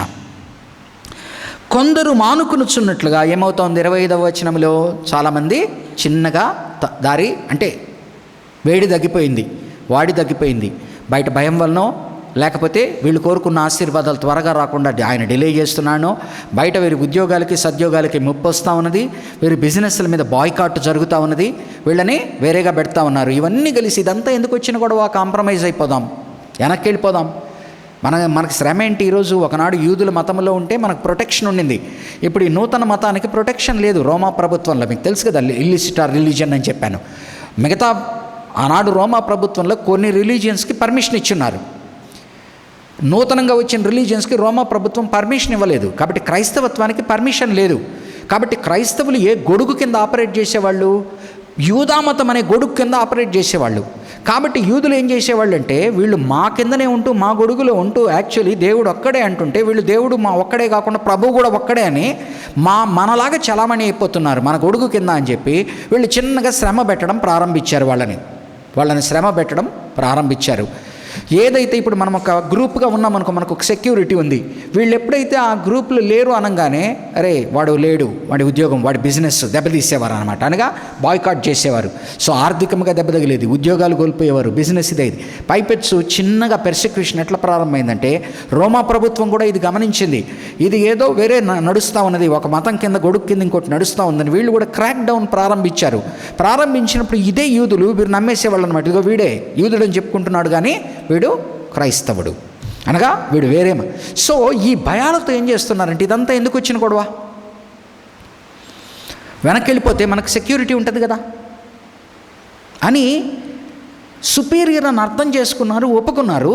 కానీ లోక పరిస్థితులను బట్టి, వారి ఆర్థిక, సామాజిక, సాంఘిక పరిస్థితుల్ని బట్టి వారు మరలా తిరిగి వెనక్కి వెళ్ళిపోవడానికి ఉన్న వారితో ఆయన ఏమంటున్నాడంటే, వీళ్ళు కలవడానికి రావట్లే, గుమిగూడితే ఇప్పుడు మనం గమనించండి, క్రైస్తవుల మీద దాడి జరుగుతూ ఉంది. చాలామంది ఎందుకు వచ్చిన గొడవ ఇది, ఎక్కడ ఆరాధన చేసుకుంటే ఏముందని చెప్పి మానేస్తారు. తర్వాత క్రైస్తవుల మీద ఫర్ ఎగ్జాంపుల్ వాళ్ళ మీద వేరే ఉండే ఉద్యోగాలు ఏదైనా పోతాయంటే చర్చ్ మానేస్తారు కదా. అంటే ఎందుకని, వేరేటువంటివి కాంప్రమైజ్లో ఉన్నవాళ్ళు మరలా తిరిగి ఏం చేస్తారు, ఏదో ఒకదాన్ని చూస్ చేసుకోవాల్సిన పరిస్థితి వచ్చినప్పుడు ఏం చేస్తారు, చిన్నగా జారుకుంటారు, చిన్నగా ఏదైతే యాక్సెప్టబిలిటీ ఉందో దానిలోకి వెళ్ళిపోతారు. అదే కదా ఈరోజు బీజేపీ ప్రభుత్వం కూడా చేస్తూ ఉన్నది అదే కదా. కాబట్టి అనగా ఈరోజు ప్రభుత్వం, సో వీరు వెనక్కి వెళ్ళిపోతూ ఉన్నారు. కొందరు మానుకొనుచున్నట్లుగా 25వ వచనం, కొందరు మానుకొనుచున్నట్లుగా సమాజముగా కూడుట మానక, అంటే వీళ్ళు చిన్నగా ఏం చేశారు, ఈ గ్యాదరింగ్స్కి రావడం మానేశారు. అంటే అక్కడ కనిపిస్తే వాడు క్రైస్తవుడు అని తెలుస్తూ ఉంది. ఇదంతా ఎందుకు వచ్చిన గొడవ, మానుకొనుచున్నట్లుగా సమాజముగా కూడుట మానక ఒకరినొకడు హెచ్చరించుచు, ఒకరినొకరు పురిగొల్పుకోండి, ఒకరినొకరు ప్రేరేపించుకోండి. ఎంత గొప్ప రక్షణని మనము తీసుకున్నామో అర్థం చేసుకోండి, ఎంత గొప్ప విశ్వాసములకు మనం వచ్చామో, దీన్ని వదిలితే ఎట్లా అని ఒకరికొకరు ధైర్యం చెప్పుకోండి. నువ్వు భయపడద్దు, దేవుడు ప్రభువు రానయ్య ఉన్నాడు, ఈ కష్టాలు కొన్ని దినాలే, మనము ధైర్యంగా ఉండాలి అని ఒకరినొకరు పురిగొల్పుకుంటూ మనము ప్రాణం పోయినా పర్వాలేదు. అందుకని ఆయన డిసైపుల్షిప్ ప్రోగ్రాంలో ఆయన చెప్పేది ఏంటి, ఒకడు తన ప్రాణమునకు భయపడిన ఎడల నా వెనక్కి రావద్దని అంటాడు. ఎందుకంటే ప్రాణాన్ని తీసేవాళ్ళు వస్తారు, కానీ మీరు ప్రాణాన్ని తీసేవాడికి భయపడతారా, ప్రాణాన్ని ఆత్మని కూడా తీసేసేవాడిని గురించి భయపడతారా అని మాట్లాడతాడు. అందుకని డిసైపుల్షిప్ ఎంత కాస్ట్లీ అయిన వాళ్ళని చెప్పి వాళ్ళని కొద్దిగా వెనక్కి పంపించడానికి కూడా ప్రయత్నిస్తాడు. సో ఆ పరిస్థితులన్నీ ఇప్పుడు ఆసన్నము అయినాయి. అందుకనే కదా యూదులందరూ కూడా 12 మంది శిష్యులు ఎక్కడ దాక్కుంటారు, వెళ్ళి ఎప్పుడైతే యేసు ప్రభువుని చంపేస్తారో దాక్కుంటారు, మేడపైన గదిలో దాక్కుంటారు కదా. తర్వాత ఎందుకు చల్లా చెదరైపోతారు వాళ్ళందరూ, పెర్సిక్యూషన్ ఎక్కువ కాగానే ఇది ఎందుకు వచ్చిన గొడవరా అని చెప్పి వెళ్ళిపోతూ ఉంటారు. సో రకరకాలుగా జరుగుతుంది. ఆనాడు జరిగినది ఈనాడు జరుగుతూ ఉన్నదే, జరగబోతూ ఉంటుంది. ఇది ప్రభు వచ్చేంత వరకు కూడా ఇది జరగబోతూ ఉంటుంది. ఎందుకంటే పాలేంటి నీళ్ళేంటి అని వేరుపరిచేటువంటి ఇది దాన్ని ఏమంటారు, పరికరం. ఒకరినొకడు హెచ్చరించచ్చు, ఆ దినము సమీపించుట మీరు చూచిన కొలది. ఆ దినము ఒకానొక నాడు రెండవ రాకడ జరుగుతుంది, ప్రభు దినము. ఆ రోజు తన వారిని ఆయన రక్షిస్తాడు, మిగతా వారిని శిక్షిస్తాడు. ఆ దినము సమీపించుట మీరు చూచిన కొలది మరి ఎక్కువగా అలాగూ చేయొచ్చు. ప్రేమ చూపుటకును ఎలాగనుండాలా. చాలాసార్లు ఏం జరుగుతుందండి మన ఫెయిత్లో, అందుకనే 2 మాటలే ప్రభు వారు ఎంత చక్కగా మాట్లాడు. ఒకటి, నేను వచ్చే టైంకి ఎంతోమంది ప్రేమ చల్లారిపోతుంది, నేను వచ్చే టైంకి విశ్వాసము కనుగొందునా. సింపుల్. ఎఫెసీ సంఘంతో ప్రకటన గ్రంథాన్ని మాట్లాడుతున్నాడు, నీ మొదటి ప్రేమ లేదు. కాబట్టి కాలక్రమేణా ఏమైపోతుంది, ప్రేమ చల్లారిపోతుంది. కాబట్టి ఏమంటున్నాడు, నువ్వు ప్రేమను మర్చిపోవడానికి లేదు, సత్కార్యాలని మర్చిపోవడానికి లేదు. ప్రేమ చూపుటకును సత్కార్యములు చేయుటకును ఒకరినొకడు పురికొల్పవలనని ఆలోచింతుము. కాబట్టి ఒకరికొకరు గుమిగున్నప్పుడు ఏం చేయాలంటున్నాడు, ప్రభువునందు మనం ఒకరినొకరు పురికొల్పుకొని హెచ్చరించుకొని ఎక్కువ కావాలి. నెక్స్ట్, ఈ కష్టాలన్నిటి వలన నష్టాలన్నిటి వలన మనము చేదు అయిపోకూడదు. చేదు వేరు అంటే కొంతమంది చూడండి, వారి జీవితాల్లో కష్టాలు వచ్చినప్పుడు ఇంకోరి మీద నిందలేయడము, ఎట్లంటే ఎట్లా మాట్లాడడం, రకరకాలుగా చేస్తారు కదా. అంటే ఏంటి, వెన్ పరిస్థితులు టఫ్ అయినప్పుడే నీ క్యారెక్టర్ బయటకు వస్తుంది. పరిస్థితులు ఎప్పుడైతే ఈ విధంగా వస్తాయో ప్రేమ కోల్పోతారు, ఎవరిని నమ్మరు, ఎవరికి సహాయం చేస్తే ఏంటని ప్రేమ కోల్పోతారు, సత్క్రియలు తగ్గిపోతాయి. ఎందుకు మనకు వచ్చిన గొడవ అని, ఎవరి స్వార్థానికి వాళ్ళు. కాబట్టి కలవడము మానకండి. అండ్ మీరు కలుస్తున్న దాని ద్వారా ఒకరినొకరు మానసికముగా ఆత్మీయంగా పురిగొల్పుకుంటారు. నెక్స్ట్, సత్కార్యములు చేయటం యందు ప్రేమ యందు మీరు తగ్గకుండా ముందుకు సాగాలి. మనము 26వ వచనం, మనము ఇప్పుడు ఈ రాబోతున్న 4 వచనాలు ఏమంటున్నాయంటే, మనం దీన్ని వదిలి వెళ్తే ఏం జరుగుతుంది, మన పరిస్థితి ఏంటి. ఇప్పుడేమో అయ్యా రాండి, కలబండి, ఎదగండి. ఇప్పుడేమంటున్నా అంటే, మనము సత్యమును గురించి అనుభవ జ్ఞానము పొందిన తరువాత, అనగా యేసు ప్రభువుని తెలుసుకున్న తర్వాత, ఆయన ఆత్మకార్యాలు రుచి చూచిన తర్వాత, బుద్ధిపూర్వకముగా పాపము చేసిన ఎడల, తెలిసి కనుక పాపము చేస్తే పాపములకు బలి ఇకను ఉండదు కానీ, ఇంకా వేరే బలి ఉండదు కానీ, న్యాయపు తీర్పునకు, అనగా సెకండ్ కమింగ్లో సెకండ్ కమింగ్లో ఏమున్నదండి? ప్రతిదండనా దినం. అందుకని హితవత్సరము ప్రతిదండనా దినము 61వ యెషయా గ్రంథం. సెకండ్ కమింగు ఎవరికి బ్లెస్సింగు? ఆయన యందున్న వారికి. రెండవ రాకడ ఎవరికి అది భయాన్ని గొలిపేది? ప్రతిదండన దినము ఎవరైతే ఆయనలో లేరో వారికి. అందుకని ఏమంటాడు? మనము మిగతా వారిలాగా ఆయన ఉగ్రతకు పాలయ్యేటువంటి వారము కాము గనక మనం భయపడవలసిన అవసరము లేదంటాడు తెస్సలోనిక 5. కాబట్టి ఆయన ఉగ్రత దినం అది. కాబట్టి ఆ దినం ఆ బలి ఇక ఉండదు. కానీ న్యాయపు తీర్పునకు భయముతో ఎదురు చూచుటయు, మారనాథ రమ్ము రమ్ము అంటున్నారు. ఎవరు రమ్ము రమ్ము అంటున్నారు? ఎవరైతే దేవుడు వస్తే వారి పరిస్థితి బాగుపడుతుందో వాళ్ళు రమ్మంటున్నారు. ఎవరైతే దేవుడు కనుక వస్తే దయాలు ఏమంటున్నాయి? దయాలు పట్టినవాడు ప్రభు అని తెలుసు. అయ్యా మా కాలం కన్నా ముందు వచ్చేసావా, మమ్మల్ని పంపించేయాలనుకున్నాం, దేవుని కుమారుడు అని తెలుసు మాకు, కానీ మమ్మల్ని హింసించడానికి వచ్చావా అంటే ఇంకొంతకాలం కానిచ్చు. ఎంతకాలము కావాలంటే పందుల్లోకి పోనిచ్చు. కానీ పందుల్లోకి పోతే మాత్రం ప్రయోజనం ఏముంది? అది ఎక్కడుంటే అక్కడ స్వనాశనమే. అది ఎక్కడుంటే అక్కడ స్వనాశనమే. తీసుకెళ్ళి ఆ పందుల్ని కూడా సముద్రంలో పడేస్తాయి. అంటే దానికి సాతానికి వేధించడానికి ఒక శరీరం కావాలా, కానీ ఆ శరీరాన్ని కూడా బతకనివ్వదు. న్యాయపు తీర్పునకు భయముతో ఎదురు చూచుటయు, విరోధులను దహింపబోవు తీక్షణమైన అగ్నియు నీకను ఉండును. What is remaining? ఆయన కనుక కాదంటే మనకు మిగిలింది ఏంటి? ఇంకా ఇంతకాలం మారనాథ దేవుడు ఎప్పుడు వస్తాడని ఎదురు చూసే మనము ఇప్పుడు ఆయన వస్తే జరిగేదేంటి? న్యాయపు తీర్పు, ప్రతిదండన దినము, ఉగ్రత, అగ్ని. ఎవడైనను ఎందుకన్నా మాట మాట్లాడుతున్నాడు? ఇదేమి నేను కొత్తగా నూతన నిబంధన అంటే గ్రేస్ అని మీరు తీసుకోకండి. నూతన నిబంధన అంటే కృప అని మీరు తీసుకోకండి. పాత నిబంధనలో ఎవడైనను మోషే ధర్మశాస్త్రమును నిరాకరించిన ఎడల 2-3 సాక్షుల మాట మీద కనికరము లేకుండా వాన్ని చంపించుదురు కదా పాత నిబంధనలో. ఇట్లుండగా మోషే మాట ధిక్కరిస్తే, దేవుడిచ్చి మోషే ద్వారా ఇచ్చిన మాటను ధిక్కరిస్తేనే అంత శిక్ష అయితే, ప్రభు మాటను ధిక్కరిస్తే ఇంకెంత పెద్ద శిక్ష ఉంటుందో ఆలోచించుకో. ఇట్లుండగా 29వ వచనం, ఇట్లుండగా దేవుని కుమారుని పాదములతో త్రొక్కి తాను పరిశుద్ధపరచబడుటకు సాధనమైన నిబంధన రక్తమును అపవిత్రమైనదిగా ఎంచి కృపకు మూలమగు ఆత్మను తిరస్కరించిన వాడు ఎంత ఎక్కువైన దండనను పాత్రుడుగా ఎంచబడునని మీకు తోచును. Rhetorical question. వాళ్ళనే క్వశ్చన్ అడుగుతూ ఉన్నాడు. పాత నిబంధన అంటున్నారు కదా, వెనక్కిపోతాం అంటున్నారు కదా. పాత నిబంధనలో నువ్వు తప్పులు దొరికేవనుకో 2-3 సాక్షుల మీద నేను చంపేస్తారు కదా. మరి మోషేదే అంత స్ట్రిక్ట్ అయితే మీరు ఎవరిని కాదంటున్నారు? ఇప్పుడు మోషే కన్నా గొప్పవాడు మీ మధ్యన ఉన్నాడు. కాబట్టి ఇల్లంతటిలో మోషే నమ్మకస్తుడు, కానీ ఈయన ఇల్లంతటికి యజమాని, ఈయన కుమారుడు. కాబట్టి ఆయనను మీరు తిరస్కరిస్తే, ఇట్లుండగా దేవుని కుమారుని పాదములతో తొక్కి, మనం ఎప్పుడైతే బుద్ధిపూర్వకముగా పాపాలు చేస్తుంటాం, మనం ఏం చేస్తున్నామో దేవునిని తొక్కి, దేవుని కుమారుని తొక్కి, పాదములతో తొక్కి తాను పరిశుద్ధపరచబడుటకు సాధనమైన నిబంధన రక్తమును, మనల్ని పరిశుద్ధపరచడానికి ఏ నిబంధన రక్తం అయితే ఆయన చిందించాడో అపవిత్రమైనదిగా ఎంచి, అనగా దాన్ని విలువలేనిదిగా ఎంచి, కృపకు మూలమగు, ఎవరెవరిని తిరస్కరిస్తున్నామండి? మనము దేవుణ్ణి తిరస్కరిస్తున్నాము, కుమారుని రక్తమును, కుమారుణ్ణి తిరస్కరిస్తున్నాము, అంటే కుమారుణ్ణి లైట్గా తీసుకుంటున్నాము. మూడవది కృపకు మూలమగు ఆత్మను, అంటే త్రియేక దేవుడిని తెస్తున్నాడు ఇక్కడికి. దేవుడు, కుమారుడు, ఆత్మని తెచ్చి నువ్వు ఇంత గొప్ప విశ్వాసాన్ని నమ్ముకున్న తర్వాత వెనక్కిపోవడం జరిగితే ఏమవుతుందంటే నువ్వు త్రియేక దేవుణ్ణే తిరస్కరిస్తూ ఉన్నావు. మూలమగు ఆత్మను తిరస్కరించిన వాడు ఎంత ఎక్కువైన దండనకు పాత్రుడుగా ఎంచబడునని మీకు తోచును. వాళ్ళకే ప్రశ్న వేస్తూ ఉన్నాడు. ఎందుకని? ఒకవైపున ప్రభువులో క్షమాపణ ఉన్నదని తెలుసు, ఒకవైపు ప్రభువులో మంచిగా నడుచుకోవాలని తెలుసు, కానీ మీరు నాశనం అయిపోతారని చెప్పట్లేదు. కానీ పరిస్థితి ఏంటో మీరే ఆలోచించుకోండి. దేవుడు ఉండబట్టి మీరు ఈ స్థితిలో ఉన్నారు, ఆయన కాదంటే ఏంటో పరిస్థితి మీరే ఆలోచించుకోండి. నేను మిమ్మల్ని నిందించను, నేను మిమ్మల్ని విమర్శించను, నేను మిమ్మల్ని శపించను, కానీ మీరే ఆలోచించుకోండి.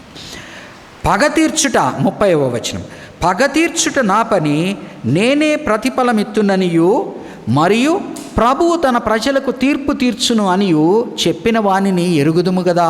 అంటే ఆయన, గుర్తుపెట్టుకోండి, ఆయన కృపగల దేవుడు మాత్రమే కాదు, ఆయన పగ తీర్చుకునే దేవుడు కూడా. జీవము గల దేవుని చేతిలో పడుట భయంకరము. అందుకనే ఒకవైపున ఆయన ఏంటండి ఆయనది ఒకవైపున ఆయన కృపతో కూడిన ప్రసన్నమైన వదనం, ఇంకొక వైపున నాణ్యానికి ఏంటి బొమ్మ బరుసు అంటాం, ఇంకో వైపున ఆయనదేంటి గొర్రెపిల్లగా వచ్చాడు. రాబోతున్న సమయంలో ఎలా వస్తున్నాడు అతను? గొర్రెపోతులాగా 7 కొమ్ములు కలిగిన గొర్రెపోతుగా, దాన్ని ఏమంటారు, యుద్ధ ర్యామ్గా మాట్లాడుతున్నాడు. ఆ తర్వాత సింహముగా వస్తానంటున్నాడు, చీల్చి చెండాడేటువంటి వానిగా వస్తానంటున్నాడు. కాబట్టి ఒకవైపునేమో ఆయన ప్రసన్న వదనము, ఆయన కృప కలిగిన పలుకులు, ఆయన చాచిన హస్తాలు. దాన్ని తిరస్కరించిన ఏళ్ళ వెనక వైపునేమున్నది? ఆయన ఏ విధముగా అయితే శిక్షించడానికి వస్తాడు అగ్నితో, ఆ విధమైనది కనిపిస్తా ఉన్నది. జీవము గల దేవుని చేతిలో పడుట భయంకరము. 32వ వచనం, అయితే మీరు వెలిగింపబడిన మీదట. ఇప్పుడు ఏమంటున్నాడు చూడండి, హెబ్రీ పత్రికలో ఏం చేస్తున్నాడు? ఒకవైపున సత్యం నేర్పిస్తున్నాడు, సత్యములో ఉన్న జాగ్రత్తగా వినండి, ఒకవైపున సత్యం నేర్పిస్తున్నాడు నెంబర్ 1. తర్వాత సత్యము వలన మనకు కూడేటువంటి దాన్ని నమ్మి ఆశీర్వాదాలు చెప్తున్నాడు. 3వది దాన్ని తిరస్కరిస్తే ఏం జరుగుతుందో చెప్తున్నాడు. 4వది ఏం చేస్తున్నా అంటే, నేను ఇంత మాట్లాడాను కానీ మీరు ఆ స్థితిలో ఉన్నారని నేను చెప్పట్లేదు, కానీ ఆ స్థితిలోకి పోయే ప్రమాదం ఉన్నదని మళ్ళా పురిగొల్పుతా ఉన్నాడు. అర్థమవుతుందా? సైకలాజికల్ ఇదనమాట. సత్యాన్ని చెప్తున్నాడు ఫస్ట్, ఇది దయ, పాత నిబంధనకి నూతన నిబంధనకి ఇది డిఫరెన్స్, ప్రభు ఇది అన్నీ చెప్తున్నాడు. తర్వాత దీనివల్ల నుండి ఆశీర్వాదాలు ఏంటని చెప్తున్నాడు. ఆ తర్వాత దీన్ని తిరస్కరిస్తే శాపాలు ఏంటని చెప్తున్నాడు. ఆ తర్వాత వారు చేయి జారిపోకుండా, అంటే ఒకవైపున క్యారెట్ ఉపయోగించాడు, స్టిక్ ఉపయోగించాడు. వాళ్ళు దారి తప్పిపోకుండా మళ్ళా వారిని బలపరుస్తూ చిన్నగా ఆగుతున్నాడు. ఏమంటున్నాడు? పాత జీవితాన్ని గుర్తు చేస్తున్నాడు. అనగా మీలో పరిశుద్ధాత్మ దేవుని యొక్క కార్యాలు నేను చూశాను, ఉన్నాయి కనుక మీరు అలాంటి వారని నేను అనట్లేదు. మీరు ఇంకా మీకు మీరే ప్రశ్నించుకొని అలాంటి వారు అవబోతున్నారేమో చూసి జాగ్రత్త పడి అలాగను కాకుండా మంచి మార్గంలో నడవండి అని. అంటే హీఈస్ యూజింగ్ సైకలాజికల్గా, ఆయన బ్యూటిఫుల్గా ఉంటుంది శర్మాన్ అయింది. సైకలాజికల్గా సత్యము చెప్తున్నాడు, సత్యం వల్ల ఆశీర్వాదాలు ఏంటో చెప్తున్నాడు, తిరస్కరిస్తే శాపాలు ఏంటో చెప్తున్నాడు. చెప్పిన తర్వాత మీరు ఈ స్థితిలో ఉన్నారని నేను అనుకోవట్లేదు, దానికి గల కారణం ఏంటంటే పాత కొన్ని చిహ్నాలు అవి ఏవైతే ఉన్నాయో వాటిని కంటిన్యూ చేస్తూ అంటే జారిపోతున్న వారిని పాతవి గుర్తు చేసి మెప్పు చేసి దాన్ని మళ్ళీ వెనక్కి తీసుకు. అయితే మీరు వెలిగింపబడిన మీదట, అనగా రక్షణ పొందుకున్న తర్వాత ఆత్మకార్యం లోపల జరిగిన తర్వాత మనం వెలిగింపబడ్డాం. వెలిగింపబడిన మీదట శ్రమలతో కూడిన గొప్ప పోరాటము సహించిన పూర్వదినములు జ్ఞాపకము. ఎంత పర్సిక్యూషన్ అనుభవించారు యేసు ప్రభు కొరకు, ఎంత పర్సిక్యూషను అనుభవించారు. అయితే మీరు వెలిగింపబడిన మీదట శ్రమలతో కూడిన గొప్ప పోరాటము సహించిన పూర్వపు దినములు జ్ఞాపకము తెచ్చుకొనుడి. ఎలా ఉన్నారు మీరు గుర్తు చేసుకోండి అంటున్నాడు. గుర్తు తెచ్చుకొనుడి. ఒక విధముగా చూచితే, పాజిటివ్ పాయింట్స్ అన్నీ ఏమేమి చేశారో చెప్తున్నాడు. ఒక విధముగా చూచితే మీరు నిందలను బాధలను అనుభవించుట చేత ఏమేం పొందారు? నిందలు బాధలు. 10 మందిలో ఆరడి పడితేరి. యేసు ప్రభు నమ్ముకున్నందు వలన మీరు వెలివేయబడ్డారు. నానా బిజినెస్లు కోల్పోయే పరిస్థితి వచ్చింది, బందికానాల్లో పెట్టారు, రకరకాలుగా మీకు జరిగినది. అవన్నీ గుర్తు చేసుకోండి. ఆనాడు మీరు ఎంత బలముగా ఉన్నారో గుర్తు చేసుకోండి. 10 మందిలో ఆరడి పడితిరి. అరడి కాదు, ఆరడి పడితిరి అనగా అందరిలో అవమానం పాలు కావడం, అందరిలో నింద పాలు కావడం, అందరిలో మనకున్న పేరుని ప్రెస్టేజ్ని కోల్పోవడం. ఆరడి పరితిరి ఒక పాజిటివ్ పాయింట్. 2వది, మరి ఒక విధముగా చూచితే వాటిని అనుభవించిన వారితో పాలివారునో అయితరి. అంటే మీరు ఒకవేళ అనుభవించకపోయినా అలాగని అనుభవిస్తున్న వాడి పక్కన మీరు నిలబడి వాడికి పడుతున్న బాధలు మీరు కూడా భరించినంతగా వాడికి చేయూతను ఇచ్చారు. ఒకటి ఫిజికల్గా మీరు అనుభవించారు, ఇంకోటి ఫిజికల్గా అనుభవిస్తున్న వారితో చేయి పట్టుకొని మీరు నిలబడ్డారు. ఎలాగనగా చూడండి 34వ వచనం ఇంకా ఎక్స్ప్లెయిన్ చేస్తున్నాడు. 3వ పాయింట్ అనుకుంది. ఎలాగనగా మీరు ఖైదులో ఉన్న వారిని కరుణించి. ఈరోజు మీరు ఖైదులోకి పోతానని మీరు భయపడతా ఉన్నారు. ఆ రోజు మీరు ఏం చేశారు? ఆల్రెడీ ఖైదులో పోయిన వారిని మీరు కరుణించారు, వారికి అన్నపానాలు దయచేశారు. వాళ్ళతో కనుకుంటే మీరు కూడా గమనించండి, కొత్త నిబంధనలో జరుగుతున్నదండి. ప్రభు వారిని ఇచ్చేస్తున్నప్పుడు ప్రధాన కాపరిని కొట్టుదురు, గొర్రెలు చెదిరిపోవునంటాడు. అందరూ కూడా చెదిరిపోతారు కదా, చెదిరిపోతారు. మళ్ళీ చిన్నగా గుమిగూడతారు కదా. అదే జరుగుతున్నది ఇక్కడ. వాటిని అనుభవించిన వారితో పాలివారలైతిరి. ఎలాగనగా మీరు ఖైదులో ఉన్న వారిని కరుణించి మీకు ఎందుకు కరుణించారు? ఎందుకు ఇదంతా చేశారు? మీరు ఖైదైనప్పుడు, జప్తు చేయబడినప్పుడు, మీ ఆస్తులు పోయినప్పుడు ఇహలోకంలో పోతున్నాయి, కానీ పరలోకంలో మీకు ఏదో ఉన్నదనే దీనితో మీరు చేశారు. మీకు మరి శ్రేష్టమైనదియు స్థిరమైనదియునైనా స్వాస్థ్యము ఉన్నదని ఎరిగి. అంటే ఏలోక కష్టాలు మనం ఎప్పుడు అనుభవిస్తామో, రేపనేది నాకు ఒక ఫ్యూచర్ ఉంది అన్నప్పుడు ఈ కష్టాలు భరింప సఖ్యమవుతాయి. మరణ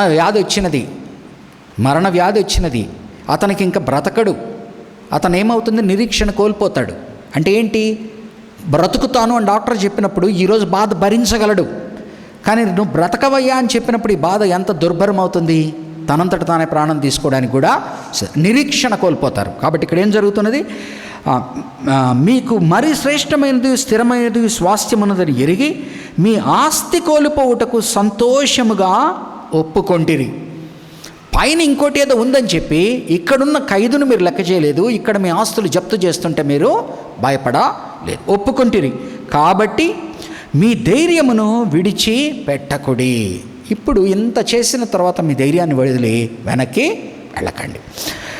కాబట్టి మీ ధైర్యమును విడిచి పెట్టకుడి, దానికి ప్రతిఫలముగా గొప్ప బహుమానము కలుగును. నష్టం ఏంటి? ఖైదులోకి పోవడము, ఆస్తులు కోల్పోవడము.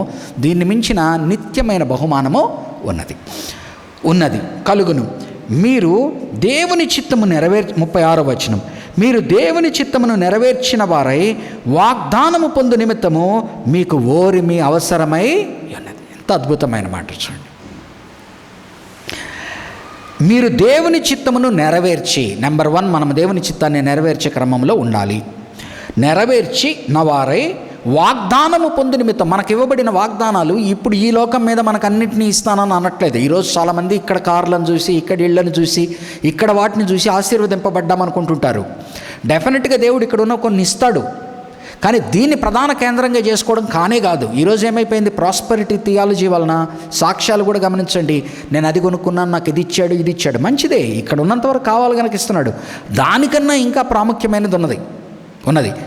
ఇవి 70 ఏళ్లతో పోతాయి కదా. మనం చనిపోయే టైంకి మన ఇల్లు ఎవరు తీసుకుంటారో తెలియదు, ఏమవుతుందో తెలియదు. మనం కొనుక్కున్న కారు ఒక 60 ఏళ్ళ వరకు తోలగలము, 60 ఏళ్ళు దాటిన తర్వాత మనం తోలలేం, మనంతట మనం, ఎంత పెద్ద కారు అయినా కదా. ఒక్కోసారి కారులో ఎక్కి కూర్చోలేని పరిస్థితి వస్తుంది, మళ్ళీ ఇంకోరు ఎక్కి కూర్చోబెట్టాల్సి వస్తుంది. వీటి వలన ఏమీ ఇది లేదు. కానీ ఆ ఉన్న వరకు 70 ఏళ్ల వరకు మనకు కొన్ని సౌఖ్యాలు కావాలి, దాన్ని ప్రాస్పరిటీగా మనం భావిస్తాం. కానీ ఈరోజు ఈ ప్రాస్పరిటీ థియాలజీ ఎంతకు వచ్చేసింది, ఇవే ప్రధానం అనుకొని దీన్ని బోధిస్తూ ఉన్నారు. స్వస్థత కూడా అదే ప్రాబ్లం. డెఫినెట్గా నువ్వు బ్రతికున్నప్పుడు నీకు అనారోగ్యం వస్తే స్వస్థత కావాలా, కానీ స్వస్థత వచ్చినవాడు మళ్ళీ అస్వస్థత వచ్చే ప్రాణం పోతుంది కదా. నువ్వు స్వస్థత మీదే మాట్లాడుతూ స్వస్థతనే నువ్వు చేస్తూ ఉంటే ఆత్మీయ స్వస్థత ఎప్పుడు? వచ్చేవాళ్ళందరూ కూడా డెఫినెట్గా దేవుడు స్వస్థపరిచేటువంటి దాన్ని ఏమంటాడు, ఆత్మీయ వరాన్ని ఇచ్చున్నాడు. కొంతమంది న్యాయంగా నిజంగా స్వస్థపరుస్తున్నారు, నేను దాన్ని కాదనట్లే.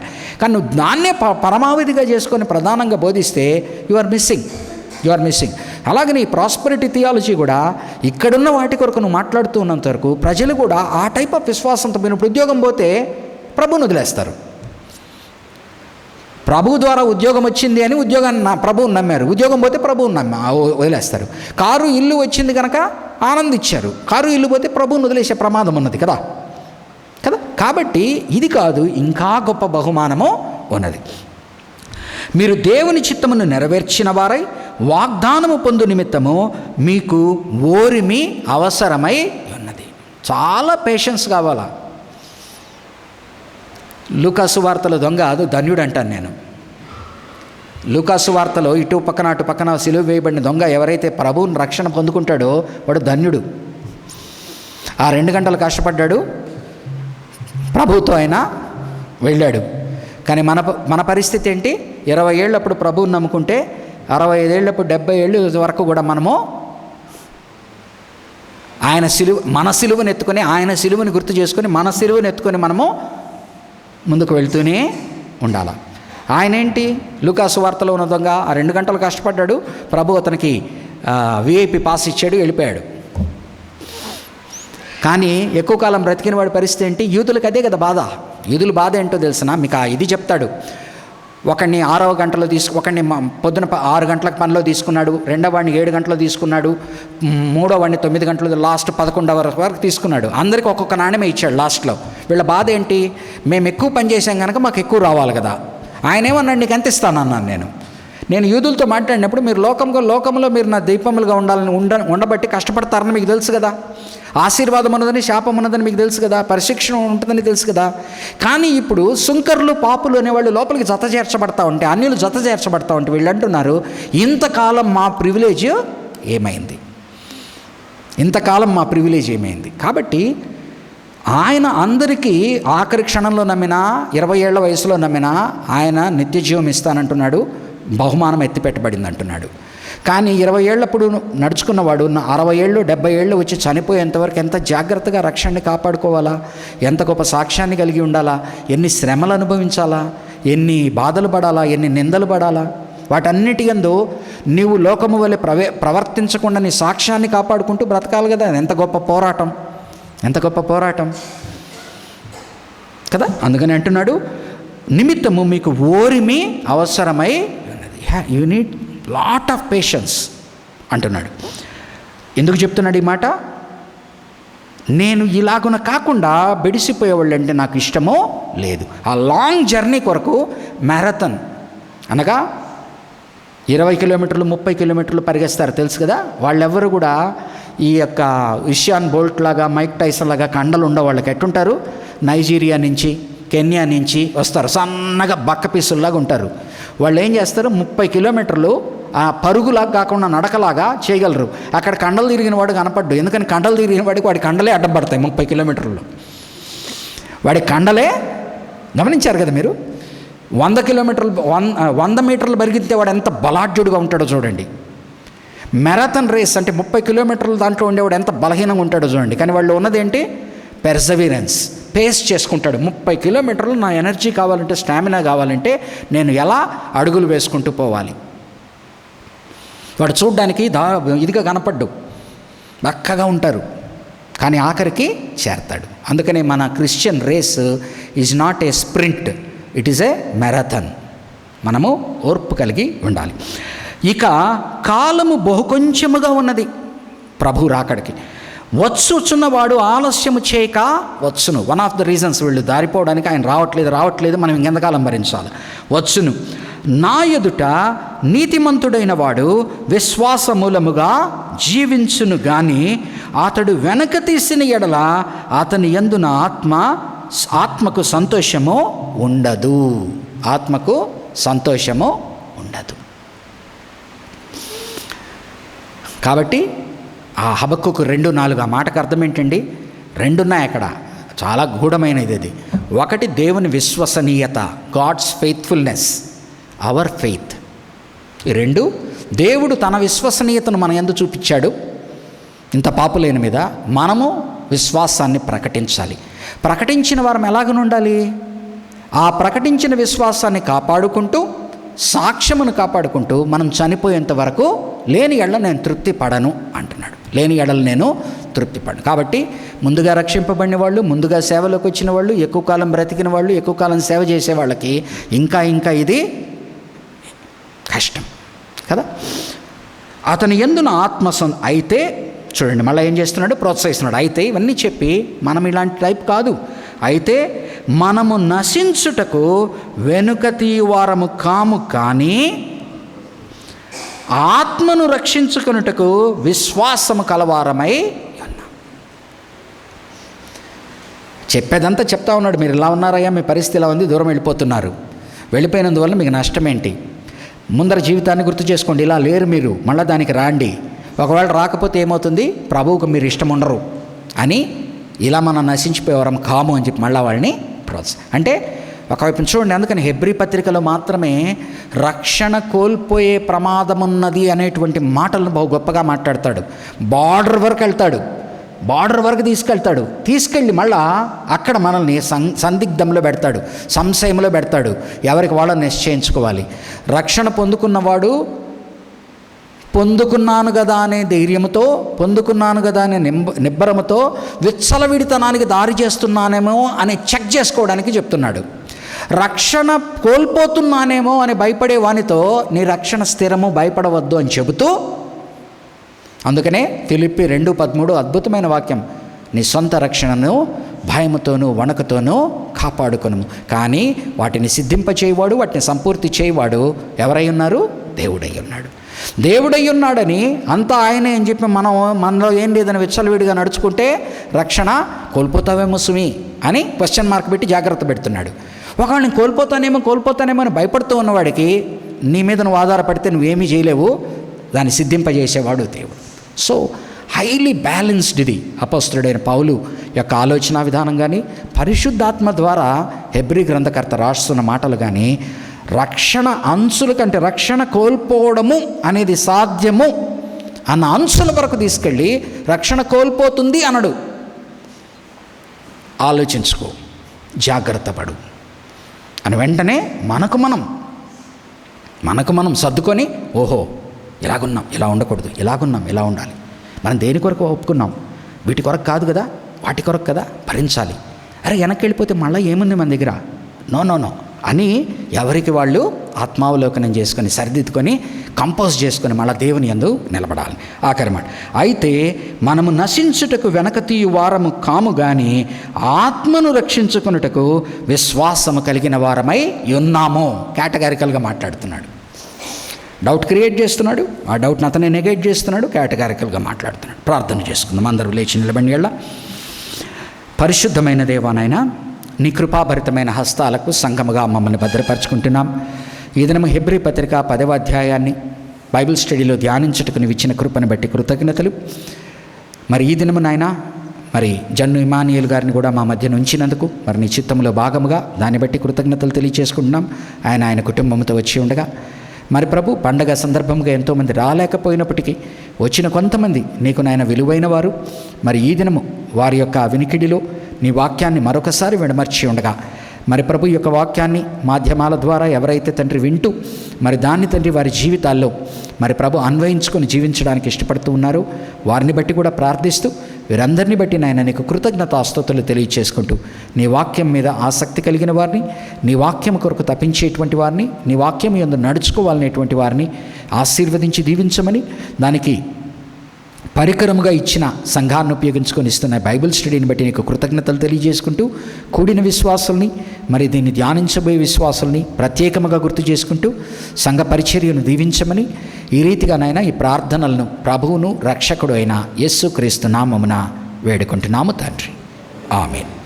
పరలోకమందున్న మా తండ్రి, నీ నామము పరిశుద్ధపరచబడునుగాక, నీ రాజ్యము మాకు వచ్చునుగాక, నీ చిత్తము పరలోకమందు నెరవేరినట్లు భూమి మీదనూ నెరవేరును కాక. మాకు కావలసిన ఆహారమును నేడు మాకు దయచేయము. మా రుణస్తుల్ని మేము క్షమించిన ప్రకారం మీరు మా రుణములను క్షమించుము. మమ్మను శోధనలోకి తేక కీడు నుంచి తప్పించుము.